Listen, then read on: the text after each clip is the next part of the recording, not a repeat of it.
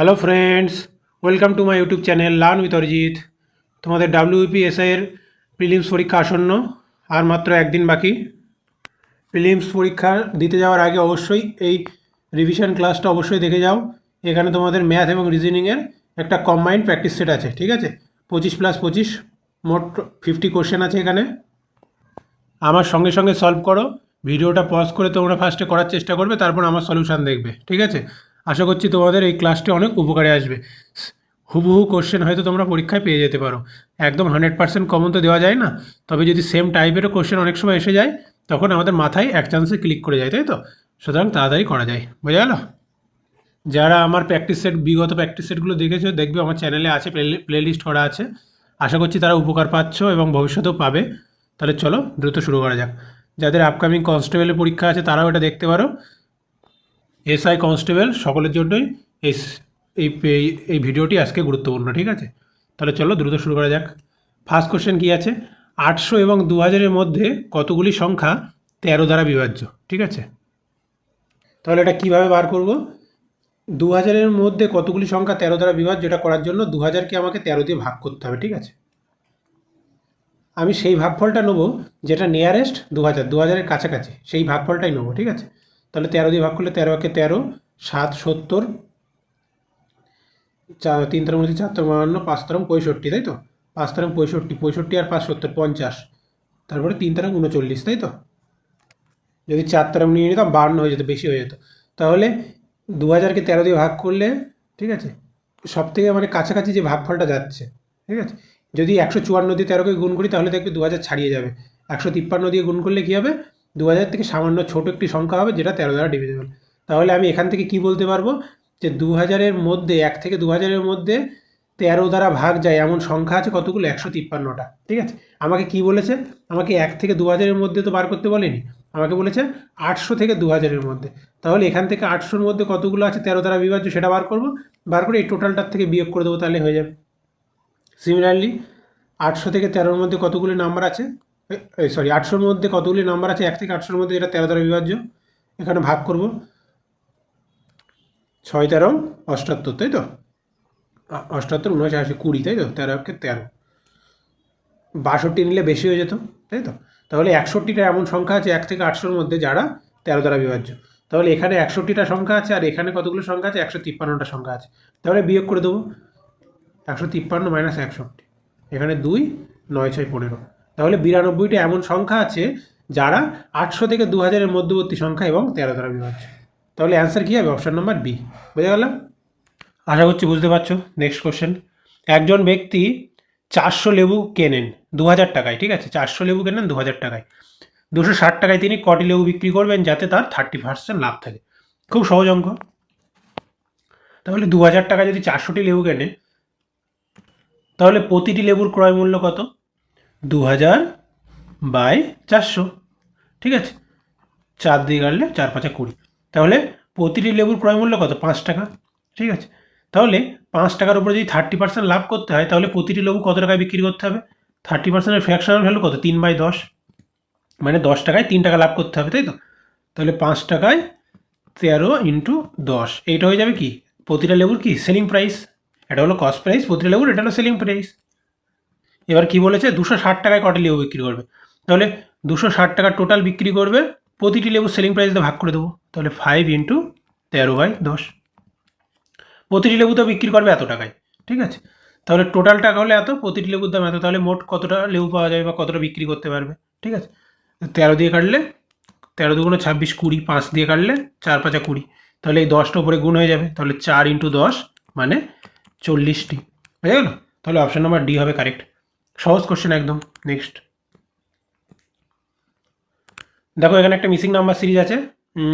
এটা হলো দেখেই তো বোঝা যাচ্ছে 17-এর স্কোয়ার, এটা 16-এর স্কোয়ার। এখানে গ্যাপ কত? এখানে 11 আর 6 15 গ্যাপ, তাই তো নাকি? 11 আর 6 15। তাহলে এখানে কি কত গ্যাপ হবে? এখানে 15 করলে 6 5 11, এক ইউনিট ডিজিট কারণ নেই, তাহলে 15 গ্যাপ হবে না। তাহলে কত গ্যাপ হবে? 15টা কী করে আসছে? 17 - 2 হতে পারে। সিমিলারলি এখানে 14-এর স্কোয়ার তো এটা, তাহলে 14 - 2 মানে কত? 12। 12 হলে সরি কি ভুলভাল করে দিলাম বিয়োগগুলো, সরি। এই বিয়োগফলটা কত? এখানে 11 আর 6, 11 আর 6তে 17, ঠিক আছে। তাহলে যার স্কোয়ার 289 তো 17 স্কোয়ার, তাহলে যার স্কোয়ার সেটা দিয়ে যোগ। সিমিলারলি এখানে এটা কার স্কোয়ার? এটা ছিল 14 স্কোয়ার, তাহলে 14 দিয়ে যোগ। তাহলে 196 আর 14 করলে কত হবে? 210, তাই তো? তাহলে অপশন নম্বর এ হবে কারেক্ট। বোঝা গেল? আশা করছি বুঝতে পেরেছো। প্রথমে আমার একটু যে ক্যালকুলেশনে ভুলে যাচ্ছিল, তাহলে এর ডিফারেন্স কত? 17 ডিফারেন্সটা কী করে আসছে? এর স্কোয়ার রুট করে, ঠিক আছে। এর স্কোয়ার রুট করলে 17 হয়। সিমিলারলি 196 স্কোয়ার রুট হলো 14, তাহলে এর সাথে 14 যোগ করে দিলে হয়ে যাবে 210। বোঝা গেল? নেক্সট, একটি বৃত্তাকার ট্রাকের অন্তঃব্যাসার্ধ ও বহিঃব্যাসার্ধ যথাক্রমে 23 মিটার ও 29 মিটার। বৃত্তাকার ট্রাক, যদিও ওটা বৃত্তাকার হয়নি, এটা ওভাল শেপ হয়ে গেছে, যাই হোক তোমরা মনে করো বৃত্তাকার ট্রাক। অন্তঃব্যাসার্ধ কত? 23, আর বহির্ব্যাসার্ধ 29, ঠিক আছে। ট্রাকটি ঠিক করতে প্রতি বর্গমিটারে 7 টাকা খরচ হলে মোট কত খরচ হবে? তাহলে আগে ট্রাকের ক্ষেত্রফলটা বের করি। তাহলে বৃত্তের ক্ষেত্রফলের সূত্র কি? Pi R square. তাহলে এখানে কী হবে? Pi capital R square minus small R square. ধরো ক্যাপিটাল আর মানে 29 আর স্মল আর মানে মনে করো 23, ঠিক আছে। তাহলে পাই 22/7 into 29 square minus 23 square into, এটা হয়ে গেল কি মোট ক্ষেত্রফল। আর প্রতি বর্গমিটারে কত খরচ হবে বলেছে? 7 টাকা। তাহলে 7 দিয়ে গুণ করে দেবো, টোটাল খরচ পেয়ে যাবো। 7 দিয়ে কেটে দিলাম। এখানে দেখো 22 আছে, 22 আছে মানে কি এখানে 11 আছে, তাহলে উত্তর নিশ্চয়ই 11 মাল্টিপল হবে। চাইলে চেক করে দেখতে পারো। 7 আর 8, 5 আর 2 7, এটা হবে না, এটা হবে না। 6 6 12, 8 আর 4 12, এটা হতে পারে। 8 আর 3 11, 11 থেকে 6 বাদ দিলে 5 হবে না, সি হবে একমাত্র কারেক্ট। বোঝা গেল? এখানে সি হলো 11 মাল্টিপল। তাও চেক করে দেখা যাক। 29 স্কোয়ার করলে কত হয়? 841, আর 23 স্কোয়ার 529। তাহলে এর ডিফারেন্সটা বের করো। 2 দাও 11, হাতে 1, 2 রেখে 3, 1 দাও 4, 5 আর 3 8, 312। তাহলে 312 ইন্টু 7 ইন্টু 22, তাই তো? তাহলে ইউনিট ডিজিট কত আসবে? 2 2 4, ঠিকঠাক করলাম? ও 7 তো কেটে গেছে, সরি 7 তো কেটে গেছে। তাহলে 2 2 4 আসবে ইউনিট ডিজিট। তাহলে এখানে দেখো 4 ইউনিট ডিজিট আছে, ঠিক আছে। এবার এর সাথে এটা গুণ করে দেবে, দেখবে এটাই চলে আসবে, কারণ না এটা 11 দ্বারা ডিভিজিবল না। 8 আর 3 11, 4 আর 2 6, 11 মাইনাস 6 মানে 5, ঠিক আছে। 5 হলে তো 11 দ্বারা ডিভিজিবল হবে না। 11 দ্বারা ডিভিজিবলের সূত্র কি? অল্টারনেট ডিজিট যোগ করতে হয়, যোগ করে ডিফারেন্স করতে হয়, বিয়োগফল। সেই বিয়োগফল হয় 0 হবে অথবা 11 মাল্টিপল হবে, ঠিক আছে। নেক্সট দেখো এখানে কি বলা আছে। এখানে একটি শ্রেণী দেওয়া আছে। উপরের বিন্যাস থেকে সমস্ত প্রতীক বাদ দিলে বা সিম্বল যদি বাদ দেওয়া হয়, বাঁ দিক থেকে 11তম পদ ও ডান দিক থেকে 3য় পদের মধ্যে কটি পদ থাকবে? তাহলে সিম্বল বাদ দিয়েই আমি গুনবো, ঠিক আছে। বাদ দেওয়ার দরকার নেই, বাদ দিয়েই গুনবো। বাঁ দিক থেকে 11তম পদ 1 2 3 4 5 6 7 8 9 10 11, তাহলে জি। আর ডান দিক থেকে 3য় পদ, তাই তো 1 2 3, তার মানে ওয়াই। দেখো এখানে কিন্তু আমি সিম্বলগুলো গুনিনি, কাউন্ট করিনি, ঠিক আছে। তাহলে জি আছে আর তার পাশেই ওয়াই আছে, তাহলে এদের মধ্যে কেউ আছে? মধ্যে কেউ নেই, ঠিক আছে। তাহলে যেহেতু এদের মধ্যে কেউ নেই, তাহলে তার এর অ্যান্সার কী হবে? অপশান নাম্বার সি, তাই তো? বলেছি এদের মধ্যে কটি পদ আছে, তাহলে এখানে কোনো পদ নেই। বোঝা গেল? নেক্সট, প্রদত্ত চিত্রটি অনুবিদ্ধ হয়েছে এমন চিত্রটি নির্ণয় করুন, ঠিক আছে। তাহলে এটা অ্যাজ ইট ইজ কিসের মধ্যে রয়েছে? ইনক্লুড রয়েছে, ঠিক আছে। এটার মধ্যে তো নেই এরকম সমান্তরাল দাগ। এটার মধ্যে এই আছে, এই গেল, হ্যাঁ এইটা হবে। এখানে তো এটা বড় নেমে গেছে, নেমে এরকম তো নেই, এটা হবে না। এখানেও এরকম নেই, এটা হবে না। তাহলে অপশন নম্বর সি হবে কারেক্ট। হয়ে গেল? নেক্সট, 2 4 6 8 ডট ডট ডট 100 এর মধ্যমা বা মিডিয়াম কত? ঠিক আছে। মিডিয়ান কি করে বের করে? মিডিয়ান বের করার জন্য আগে আমাকে যে শ্রেণী বা সেটটা দেওয়া থাকবে সেটাকে আমাকে কী করতে হবে? হয় ইনক্রিজিং অর্ডার বা ডিক্রিজিং অর্ডার সাজিয়ে নিতে হবে, ঠিক আছে। তাহলে দেখো এখানে অলরেডি ইনক্রিজিং অর্ডারে সাজানো আছে ছোটো থেকে বড়, ঠিক আছে। এটি কিসের সেট? এটা হলো ইভেন নাম্বারের সেট, তাই তো, যুগ্ম সংখ্যার সেট। তাহলে আমাকে ফার্স্টে কাউন্ট করতে হবে যে এখানে কতগুলো পদ আছে। খুব সহজ, তোমরা বলতে পারবে এটা হলো 1 নম্বর, এটা 2 নম্বর, এটা 3 নম্বর। তাহলে 2 ইন্টু 2 মানে হলো 4, এটা 2 নম্বর পদ। 2 ইন্টু 3 মানে হলো 6, 3 নম্বর পদ। 2 ইন্টু 4 মানে হলো 8, এটা হলো 4 নম্বর পদ। সিমিলারলি 2 ইন্টু 50 মানে হলো 100, তাহলে এটা হলো 50 নম্বর পদ। তাহলে নাম্বার অফ টার্মস কত? 50, ঠিক আছে। এইবার মধ্যমা বের করার নিয়ম কি, যদি এন অড হয়, দেখবে আমি মিন মিডিয়ান মোডের ক্লাস করিয়ে দিয়েছি, চাইলে দেখে নিতে পারো। যদি এন অড হয় তাহলে মিডিয়ান মধ্যমা কততম পদ হবে, n+1/2তম পদ, এততম পদ। আর যদি এন ইভেন হয় তাহলে মিডিয়ান কি হবে, n/2 প্লাস n/2+1, ঠিক আছে, মানে মিডিল পদ প্লাস তার পরের পদ, ঠিক আছে। মিডিল পদ তো হয় না, যখন ইভেন হয় তার মিডিল পদ বলা যায় না। ধরো 2, 4, 6, 8, এখানে 4টে সংখ্যা আছে, এর মাঝখানে কে আছে বলতে পারবো, কেননা এ পাশেও দুটো এ পাশেও দুটো, মাঝখানে কে আছে, কেউ তো নেই। তাহলে যখন এন ইভেন হবে তখন n/2 প্লাস n/2+1 এর গড় করলে যত হবে তততম পদ, ঠিক আছে। তাহলে এখানে কি n 50, তাহলে 50-এর অর্ধেক কত, 50/2 মানে 25তম পদ, 25 পদ প্লাস তারপরের পদ মানে 26 পদ, 26তম পদ, তাদের গড় করতে হবে, সেইটাই হবে আমাদের মধ্যমা। তাহলে এর 25তম পদ কত হবে, এটা কি টাইপের সিরিজ, 2n টাইপের সিরিজ, তাই তো। এন এর মান 1 বসালে 2 পাচ্ছি, এন এর মান 2 বসালে 4 পাচ্ছি, এন এর মান 50 বসালে 100 পাচ্ছি। তাহলে 25তম পদ কি করে পাবো, তাহলে 25তম পদটা কি হবে, এন এর মান যদি 25 বসিয়ে দিই, 25 দুগুণ 50, তাই তো। তাহলে এন এর মান হলো 25তম পদ হলো 50, 26তম পদ এন এর মান যদি 26 বসিয়ে দিই, 26 দুগুণ 52, 26তম পদ হলো 52। তাহলে 50 আর 52 যদি অ্যাভারেজ করি তাহলে কত পাবো, অবভিয়াসলি এদের মধ্যে যে টার্মটা সেটা পাবো, এদের মধ্যে কত আছে 51, তাই তো। তাহলে এর কারেক্ট আনসার কি হবে, অপশন নাম্বার ডি। বোঝা গেল। তাহলে তোমাদের কি মনে রাখতে হবে, মধ্যমা কি করে বার করে, যদি নাম্বার অফ টার্ম অড হয় তাহলে মধ্যমা হয় n+1/2তম পদ, আর যদি নাম্বার অফ টার্ম ইভেন হয় তাহলে n/2 প্লাস n/2+1 এততম পদের গড় হলে যে হয় সেইতম পদটা আমাকে বলতে হবে। বোঝা গেল। নেক্সট, একটি নির্দিষ্ট সাংকেতিক ভাষায় এর অর্থ এ, এর অর্থ এ, তার ভাষায় অ্যাপেল ইজ টেস্টি এর অর্থ কী হবে, ঠিক আছে। তাহলে কীভাবে করবে, টেস্টি টেস্টি এখানে আছে, ঠিক আছে, ফ্রুট আর ইজ এখানে নেই, ফ্রুট আর ইজের এখানে বাদ বাকি কোনো কমন নেই, তাই তো। তাহলে টেস্টি মানে কী হবে, এই দুটোর মধ্যে যেটা কমন, টেস্টি মানে হবে নীর, ঠিক আছে। তাহলে নীর পেয়ে গেলাম, NIR। তারপরে ইজ, ঠিক আছে, ইজ এখানে আছে, ইজ এখানে আছে, তাহলে এই দুটোর মধ্যে কোনটা কমন, HAR কমন, তাহলে ইজ মানে কি HAR। আচ্ছা, অ্যাপেল, অ্যাপেল কোনটা আছে, অ্যাপেল এটাও নেই এটাও নেই, তাই তো। তাহলে কোনটা বাকি আছে আর, NSA আছে, তাহলে NSA হবে না, তাহলে পিক বাকি আছে, পিক হবে অ্যাপেল, ঠিক আছে। তাহলে পিক হার নীর, পিক হার নীর, পিক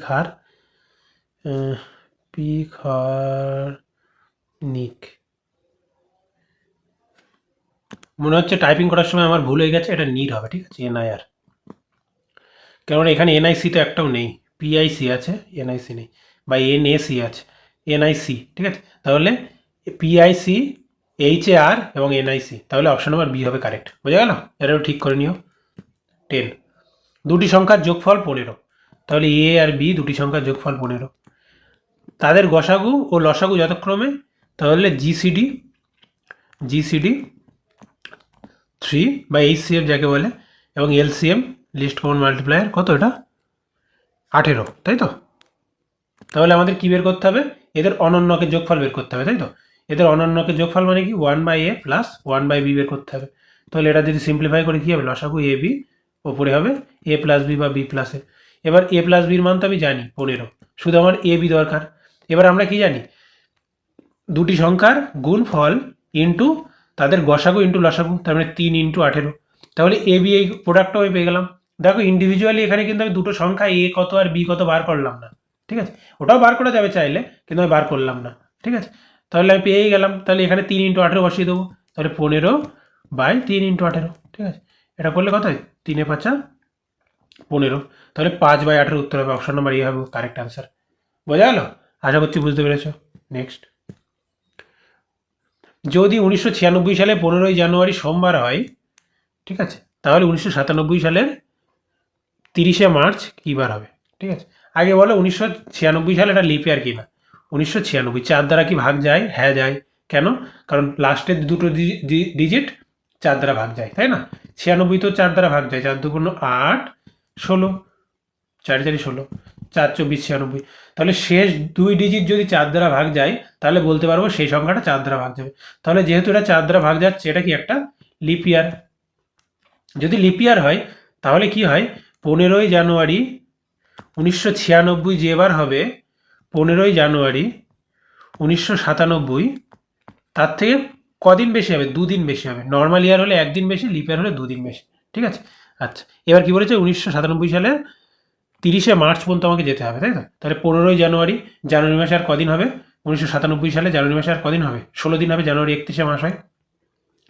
1997 সালে যেহেতু লিপ ইয়ার না, ফেব্রুয়ারি মাস কতদিন হবে? 28 দিনে হবে। আচ্ছা, আর মার্চের 30 দিন যেতে বলেছে, ঠিক আছে? তাহলে এটা যোগ করলে কত হবে? 8, 6, 14, 4, হাতে 1, 3 আর 2, 5, 6, 7, 74, তাই তো? 74কে 7 দিয়ে ভাগ করলে রিমাইন্ডার কত থাকে? 7 10 কে 70, 4 রিমাইন্ডার থাকে। তাহলে 4 আর 2, এখানে দুটো অড ডে আছে, এইটা বলে অড ডে। তাহলে 4 আর 2 যোগ করে দাও 6, ঠিক আছে?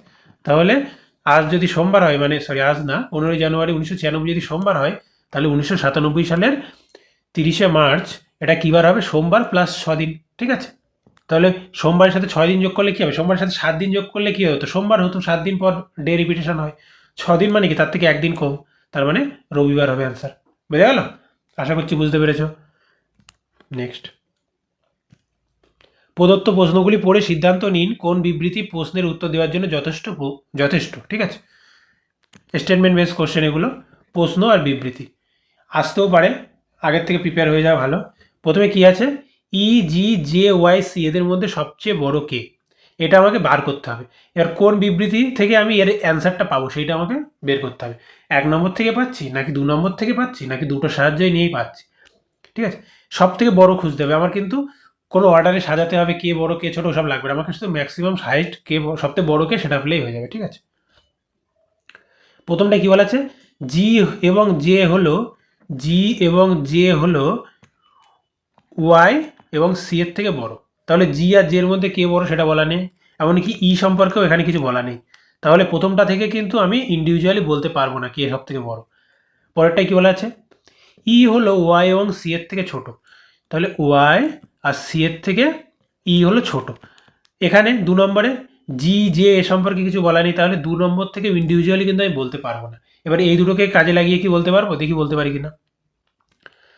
এই দুটোকে কাজে লাগালে কি পাবো? জি জে এটা হলো ওয়াইসির থেকে বড় এবং ই হলো সব থেকে ছোট। এখানে আমি কি বলতে পারতাম? যদি আমার প্রশ্ন করতো সব থেকে ছোটকে, তাহলে আমি উত্তর দিতে পারতাম দুটোর সাহায্যে। ঠিক আছে? কিন্তু এখানে যেহেতু বলেছে সব থেকে বড় কে, এবার জি আর জে এর মধ্যে কে বড় সেটা তো আমি বুঝতে পারছি না। তাহলে আলটিমেটলি কিন্তু আমি উত্তর দিতে পারবো না। তাহলে কোনটা হবে সঠিক অ্যান্সার? বিবৃতি 1 ও 2 উভয়ই যথেষ্ট নয়। তাহলে অপশন নাম্বার ডি হবে কারেক্ট। বোঝা গেল? সহজ কোশ্চেন। নেক্সট, একজন ব্যক্তি এ কোনো কাজের 1/5 অংশ করতে পারে 3 দিনে। তাহলে 1/5 অংশ যদি 3 দিনে করে, তাহলে 1 অংশ কদিনে করবে? 3 5 15, 15 দিনে করবে। তাহলে এ 1 অংশ করে কত? 15 দিনে। ঠিক আছে? বি এর কর্মদক্ষতা এ এর অর্ধেক, এ ইস টু বি। তাহলে বি এর কর্মদক্ষতা হচ্ছে এ এর অর্ধেক, মানে কি? এর যদি এফিসিয়েন্সি রেশিও এর কর্মদক্ষতা যদি 2 হয়, তাহলে বি এর কর্মদক্ষতা কি? 1, তাহলে হয়ে গেল অর্ধেক। ঠিক আছে? কতদিনে এ ও বি একত্রে অর্ধেক কাজ করতে পারবে?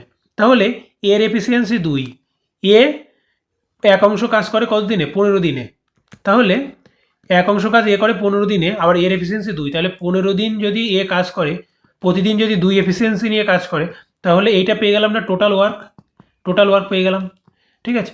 আমাকে কি বলেছে? অর্ধেক কাজ বলেছে। তাই টোটাল ওয়ার্ক যদি 30 হয়, তার অর্ধেক কাজ মানে কত? 30/2 বা 30 × হাফ, মানে অর্ধেক কাজ হলো 15। তাহলে এই 15 ইউনিট কাজ এ ও বি কত দিনে করবে, তাই তো? তাহলে এ ও বি এর টোটাল এফিসিয়েন্সি কত? 3। এর 2, এর 3, এর 1, তাহলে এ ও বি এর টোটাল এফিসিয়েন্সি কত? 3। তাহলে 15/3 ইকুয়ালস টু কত? 5। তাহলে বোঝা গেল? তাহলে অর্ধেক কাজ 30 ছিল টোটাল কাজ, তার অর্ধেক কাজ 15, ওদের টোটাল এফিসিয়েন্সি হলো 3। তাহলে 15/3 যদি আমি করি, তাহলে 5 দিনে কমপ্লিট করবে, তাই তো? টোটাল কাজকে এফিসিয়েন্সি দিয়ে ভাগ করলে কত দিন লাগবে সেটা আমি পেয়ে যাব, 5 দিন লাগবে, তাই তো? তাহলে অপশন নাম্বার ডি হবে কারেক্ট। নেক্সট, একজন লোক তার বাড়ি থেকে হাঁটা শুরু করে। তিনি পশ্চিম দিকে 20 মিটার হাঁটেন। তাহলে ডিরেকশন তো নিশ্চয়ই জানো তোমরা, ইস্ট, নর্থ, ওয়েস্ট, সাউথ। তাহলে এখান থেকে প্রথমে পশ্চিম দিকে গেল, কত মিটার? 20 মিটার। 20 মিটার গেল। এবার কি করেছে? ডান দিকে ঘুরলো, ডান দিকে ঘুরে 30 মিটার গেল, ডান দিকে ঘুরে 30 মিটার গেল। ঠিক আছে? এগুলো কিন্তু সব 90 ডিগ্রি। তারপর তিনি পূর্ব দিকে 10 মিটার হাঁটেন, আবার এইদিকে গেল 10 মিটার, মানে এর অর্ধেক। ঠিক আছে? শেষ বিন্দু এবং শুরু বিন্দুর মধ্যে সংক্ষিপ্ত দূরত্ব কত।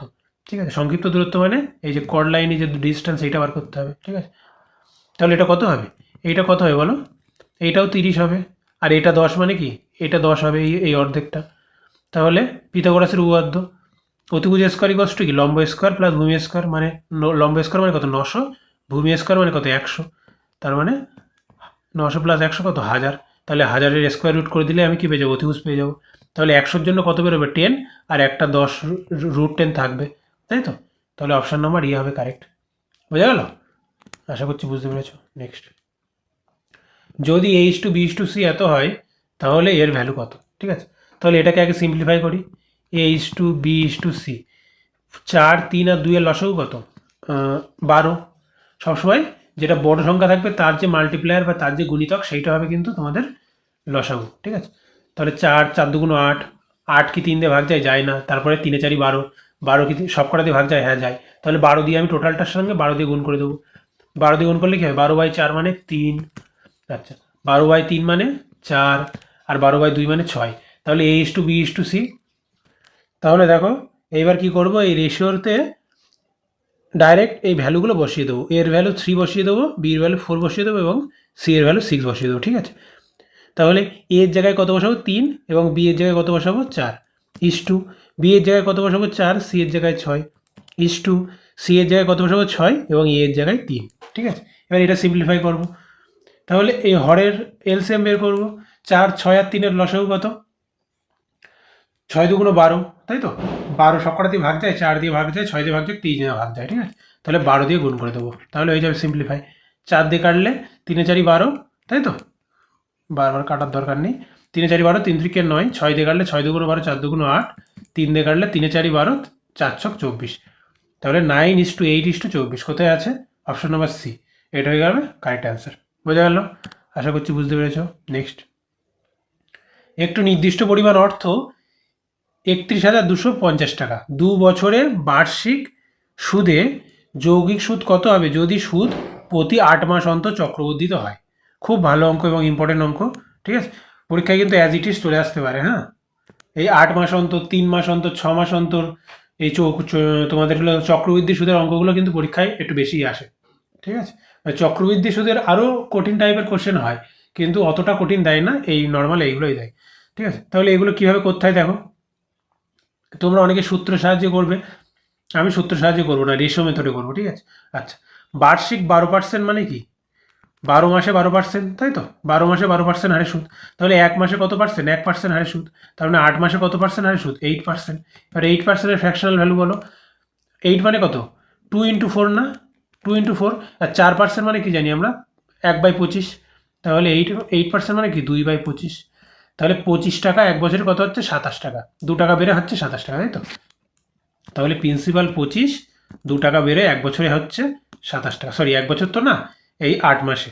আচ্ছা, এইবার বলো 2 বছরের মধ্যে এরকম কতগুলো 8 মাস আসবে। 2 বছর মানে কত, 2 × 12 মানে 24 মাস। তাহলে 8 মাস 8 মাস 8 মাস করে যদি টাকা চক্রবর্ধিত হয় বা কম্পাউন্ডেড হয়, তাহলে 24 মাসে কতগুলো 8 মাস আসবে, অবভিয়াসলি 3টে 8 মাস আসবে, তাই তো। তাহলে 25 থেকে 27, 25 থেকে 27, 25 থেকে 27 এইভাবে কবার হবে, 3বার হবে। তাহলে প্রিন্সিপাল অ্যামাউন্টের যে রেশিওটা পাবো সেটা কী করে বের করবো আমরা, 25³ × 27³। বা তোমরা 25:27, তারপরে 25:27, তারপরে 25:27 এইভাবে লিখে গুণ করেও দিতে পারো, একই ব্যাপার। ঠিক আছে, আচ্ছা, এইবার এই কিউব এইবার মুখস্থ রাখতে হবে। কম্পাউন্ড ইন্টারেস্টের অঙ্ক করার জন্য কিউব মুখস্থ না রাখলে কিন্তু সমস্যা। 25-এর কিউব কত, 15,625। ঠিক আছে, যাদের মুখস্থ আছে তাদের খুব ভালো, যাদের মুখস্থ নেই অন্তত 20 পর্যন্ত কিউব তো মুখস্থ রাখবেই, আর তার সাথে অন্তত 25টা কিন্তু মুখস্থ করে নেবে। 25 আর 27টা মুখস্থ করে নেবে, কেননা 27টা কিন্তু পরীক্ষায় আসে। ঠিক আছে, ডাইরেক্ট তো আসবে না, অঙ্কে এমনভাবে আসবে যাতে ইউজ করতে কাজে লাগবে। ঠিক আছে, তাহলে 27-এর কিউব কত হবে বলো। তোমাদের যাদের মুখস্থ আছে তাদের ভালো, যাদের মুখস্থ নেই 27-এর স্কোয়ার নিশ্চয়ই সবার মুখস্থ আছে 729, তার সাথে 27টা টুকুস করে গুণ করে নেবে। ঠিক আছে, আর যাদের মুখস্থ আছে লিখে দেবে একেবারে 19,683 সম্ভবত, এটাই হবে। ঠিক আছে, এই জায়গাটাই হলো ক্যালকুলেশনের খেলা। পরীক্ষার হলে কে টাইম বাঁচাতে পারবে কে পারবে না তার খেলা কিন্তু এখানে। এই জন্য আমি তোমাদের সবসময় বলি ক্যালকুলেশনের উপরে জোর দিতে। ঠিক আছে, স্কোয়ার কিউব নামতা এগুলো যদি মুখস্থ না থাকে তাহলে কিন্তু পিছিয়ে পড়বে, ঠিক আছে। তাহলে আমাকে কী বের করতে বলেছে এখন? অন্তর চক্রবর্তীতে হয় যৌগিক সুদ কত হবে, তাই তো? তাহলে 2 বছরের যৌগিক সুদ আমি কী করে বের করবো? অ্যামাউন্টের থেকে প্রিন্সিপাল বাদ দিয়ে দেবো, তাহলে বিয়োগটা করো। 5 দিয়ে করলে 8 5 13, হাতে 1 2 রেখে 3, 5 3 8, 6 6 0, 15 4 19, তাহলে 4058 এত ইউনিট, ঠিক আছে। এইবার দেখো প্রিন্সিপালটা বলা আছে কত? 31,250, তার মানে 15,625-এর ভ্যালু কত? 31,250। তাহলে এইটার ভ্যালু কত? এটা বার করতেই হয়ে যাবে। তাহলে এর সাথে এটা কি করে আসছে দেখো, 15,625, 15 দুগুণ 30, আর 625-এর ডবল করলে কত হয়? 1250। তার মানে এর 2 গুণ, তাই তো? তাহলে এর 2 গুণ হবে অ্যান্সার। তাহলে এর 2 গুণ করলে কত হবে? 8 দুগুণ 16, 6 হাতে 1, 8 দুগুণ 16, 6 হাতে 1, 5 দুগুণ 10, 11 1, 11, 4 দুগুণ 8, তার মানে 8116, তাই তো? তাহলে অপশন নাম্বার বি হবে কিন্তু কারেক্ট। বোঝা গেল?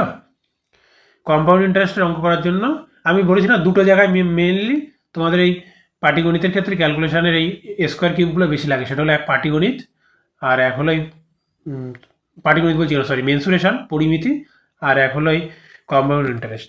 আর সমাহার বৃদ্ধি যেখানে আছে ওখানেও ক্যালকুলেশনের জায়গা, সমাহার বৃদ্ধিতেও অনেক গুণ করতে হয়। এবার দেখো মিসিং নাম্বার সিরিজ আছে, গ্যাপ বের করো আগে। এটা হলো কত? -3। এটা কত? 14, তাই তো? 6 আর 3 9, -9। এটা কত? এদিকে 13 আর ওদিকে 14, 13 আর 14 27, এদিকে -27, ঠিক আছে। এটা কত? 81, -81, তাই তো? তাহলে 3 9 27 81, 3 3-এর এর সাথে 3 গুণ, এর সাথে 3 গুণ, এর সাথে 3 গুণ। তাহলে পরেরটা কী হবে? এর সাথে 3 গুণ হবে, তাই তো? 3 একে 3, 3 8 24, মানে 243 বিয়োগ করতে হবে 306 থেকে, ঠিক আছে। তাহলে 3 আর 30,000 থেকে 24 বাদ দিলে কত হয়? 6, তাহলে 63 হবে অ্যান্সার। অপশান নাম্বার ডি হবে কারেক্ট। আশা করছি বুঝতে পেরেছ। নেক্সট, 6 বন্ধু A B C D E F একটি বৃত্তের কেন্দ্রের দিকে মুখ করে বসে আছে। 4 আর 2 6। এ ই এর ডান দিক থেকে দ্বিতীয়, এ ই এর ডান দিক থেকে দ্বিতীয়, তাই তো? তাহলে ই কে এখানে বসিয়ে দিই, ভেতরের দিকে মুখ করে আছে, তার ডান দিকে 1 2, এ এখানে, ঠিক আছে। এবার এ আর ই দিয়ে কি পয়েন্ট আছে আগে সেগুলো দেখে নেব। কোনো পয়েন্ট নেই, যাই হোক, শুধুমাত্র একজন ব্যক্তি এফ এবং ডি এর মাঝখানে বসে আছে। তাহলে এফ আর ডি এর মধ্যে কজন আছে? একজন আছে। বি এবং ডি হলো ঠিক নিকটবর্তী, তাহলে বি ডি এফ এরকম হতে পারে, বা এফ একটা ফাঁকা, ডি বি এরকম হতে পারে, ঠিক আছে। এফ হলো বি এর ডানে তৃতীয়, তাহলে আমার দেখছি এটা এ আর ই আগে বসিয়ে ভুল হয়ে গেছে। আমি আগে এই এফ আর বিটা বসাই। এফ হলো বি এর ডানে তৃতীয়, তাহলে বিকে যদি আমি এখানে বসাই, বি ভেতরের দিকে মুখ করে আছে, এফ হলো 1 2 3, এফ হলো এখানে আছে, ঠিক আছে। আচ্ছা, এবার এফ আর ডি এর মধ্যে একজন, তাহলে হয় এখানে ডি অথবা এখানে ডি, তাই তো? কিন্তু কি বলা আছে? ডি আর বি এর মধ্যে বি হলো ডি এর ঠিক নিকটবর্তী, মানে দুটো ক্ষেত্রে ট্রু, ঠিক আছে। আর কি বলা আছে? সি ডি এর ডান দিক থেকে দ্বিতীয়, তাহলে যদি ডিকে আমি এখানে বসাতাম, তাহলে এর ডান দিক থেকে দ্বিতীয় 1 2, এই পজিশনের ক্ষেত্রে তো ফাঁকা নেই, এখানে তো আমি সিকে বসাতে পারবো না, তাহলে ডিকে আমি কিন্তু এখানে বসাতে পারবো না, ডিকে আমাকে এখানেই বসাতে হবে, ঠিক আছে। এখানে কিন্তু আমি ডিকে বসাতে পারবো না, কেন? এখানে ডিকে বসালে তার ডান দিক থেকে দ্বিতীয় পজিশন, এখানে কি বলা আছে? সি হলো ডি এর ডান দিক থেকে দ্বিতীয়, তাহলে তো এখানে সিকে বসাতে পারতাম না, তাহলে ডি অবভিয়াসলি এখানে হবে। ডি যদি এখানে বসে, তাহলে এর ডান দিক থেকে দ্বিতীয় পজিশনে সি বসিয়ে দিলাম, আর আমার প্রথমে ফাঁকা আছে কি? এ আর ই, তাহলে এ হলো ই এর ডান দিক থেকে দ্বিতীয়, তাই তো? তাহলে ই যদি এখানে বসে, ভেতরের দিকে মুখ করে আছে, এর ডান দিক থেকে দ্বিতীয় পজিশন, মানে এখানে হলো এ। দেখো বুঝতে পারলে কিনা? ঠিক আছে, আশা করছি বুঝতে পেরেছ। আর প্রথমবার তো আমি ভুলই করেছিলাম, এ ই এর ডান দিক থেকে দ্বিতীয় বলেছে, তার মানে একে আমার কি এখানেই বসাতে হতো, এখানে তো হতোও না। যাই হোক, এটা ভুল ছিল, ঠিক আছে, এটা কিন্তু ভুল ছিল। আমি একটু তাড়াহুড়ো করে ফেলছি বলে এই জন্য কিন্তু আমার ভুলটা যাচ্ছে, ঠিক আছে। ক্লাসটা তাড়াতাড়ি আপলোড করতে হবে, পরীক্ষা এসে গেছে, ওই জন্য আমি বড্ড তাড়াহুড়ো করে ফেলছি, ওই জন্য আমার মিস্টেকগুলো হয়ে যাচ্ছে। তোমাদের এগুলো কিন্তু মাথা ঠান্ডা করে করতে হবে। যাই হোক, ডি এবং এফ এর মাঝখানে কে বসে আছে? ডি এবং এফ এর মাঝখানে কে বসে আছে? এ বসে আছে, তাহলে কারেক্ট অ্যান্সার কী হবে? Option number A. বোঝা গেল? আশা করছি বুঝতে পেরেছ। নেক্সট,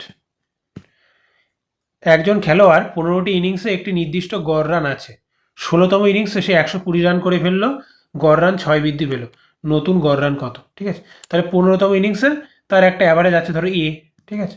16তম ইনিংসে সে কত রান করেছে? 120 রান করেছে, তার গড় রান 6 করে বৃদ্ধি পায়, ঠিক আছে। তাহলে আগে যদি এ থাকে, এখন গড় রান করে হয়ে গেছে কত, A+6। ঠিক আছে, আমি যদি এইভাবে না হিসাব করে অন্যভাবে হিসাব করি, তাহলে কীভাবে হিসাব করতে পারবো? তাহলে 6 করে বৃদ্ধি পাওয়া মানে কি, আগের যা গড় ছিল, আগে 15টা ইনিংস ছিল, 15টা ইনিংস একটা গড় ছিল, এখন 16টা ইনিংস হয়ে গেছে। তাহলে 16টা ইনিংসে 6 করে যদি গড় বৃদ্ধি পায়, তাহলে 16 × 6, তাহলে টোটাল কত বৃদ্ধি পাচ্ছে? 96 বৃদ্ধি পাচ্ছে না? টোটাল 96 বৃদ্ধি পাচ্ছে। তাহলে অবভিয়াসলি 6 নম্বর 16তম ইনিংসে রান করেছে কত, 120। তাহলে 96 বাড়ছে। তাহলে এর থেকে যদি 96 বাদ দিই, তাহলে পেয়ে যাবো না আগেরটার গড়। তাহলে এটা বাদ দিলে কত হবে, 24। তাহলে কি বলতে পারবো যে আগের গড় ছিল 24, 24 গড় থাকায় টোটাল রান ছিল, টোটাল রান তো একটা ছিলই। ঠিক আছে, এবার 24 রান ছিল, ধরো 15টা ইনিংসের গড় 24 মানে কি, প্রথম ইনিংসে 24, দ্বিতীয় ইনিংসে 24, ডট ডট ডট 15তম ইনিংসে 24। ঠিক আছে, গড় মানে আমি কি ধরে নেবো, সব কটা ইনিংসে 24, তাহলে 15টা ইনিংসে 24 হয়ে গেল। ঠিক আছে, এবার 16তম ইনিংসে 120 করেছে, তাই তো, তার মানে 16তম ইনিংসে তো 24 করেইছে, প্লাস 96 বেশি করেছে। এবার এই সেই 96টা 16টার মধ্যে ভাগ করে দিব 6 6 6 6 করে, তাহলেই তো আলটিমেটলি 6 করে বেড়ে যাবে। দেখো বুঝতে পারলে কিনা, এটা হলো কনসেপচুয়াল জিনিস। ঠিক আছে, তা তুমি যদি এ ধরে করতে চাও তাও হবে। এ ধরে করলে কিভাবে করবে, এ ধরে কিভাবে করবে এটা আমি দেখিয়ে দিই। তাহলে 15টা ইনিংসের গড় ছিল, যদি এ হয় তাহলে 15 ইনিংসে মোট রান ছিল কত, 15 এ। আর এখন 16টা ইনিংসে গড় যদি 6 বৃদ্ধি পায়, তাহলে এখন মোট রান কত, 16 × A+6। ঠিক আছে, তাহলে সে 16তম ইনিংসে কত রান করেছে, 120। তাহলে 16তম ইনিংসের 16টা ইনিংসের মোট রান 16 × A+6 মাইনাস 15টা ইনিংসের মোট রান 15 × A, এইটা ইকুয়ালস টু 120। এখান থেকে এর ভ্যালু বের করো, 16A - 15A মানে এ, আর এখানে কত, 6 16 96, তাহলে ওই পাশে গেলে বিয়োগ হয়ে যাবে, 120 - 96 করলে কত হবে, 24। তাহলে এর ভ্যালু পেয়ে গেলাম আমি 24। বুঝে গেল? এইভাবে করতে পারো, আর একটু কনসেপ্ট ক্লিয়ার থাকলে আরও তাড়াতাড়ি হয়ে যাবে। এইটা আমি তোমাদের বোঝাতে যা টাইম নিলাম, কিন্তু যে বুঝতে পারবে একবার তার আর সময় লাগবে না বেশি করতে। নেক্সট, এ ভাগ এত এত, এটা ফটাফট পাতিয়ে দাও, হিসাবে সময় দিলে হবে না। সি মানে যোগ 65, এ মানে ভাগ, একেবারে ভাগ করিয়ে দাও, 5 × 65, এটা 5 হবে। তারপর বি মানে গুণ, গুণ মানে 6, তারপর ডি মানে -85, 5 × 30।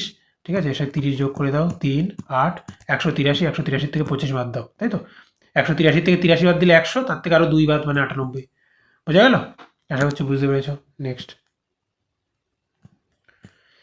প্রদত্ত চিত্রে কতগুলি ত্রিভুজ আছে, ত্রিভুজ কাউন্ট করতে হবে। ঠিক আছে, তাহলে করো।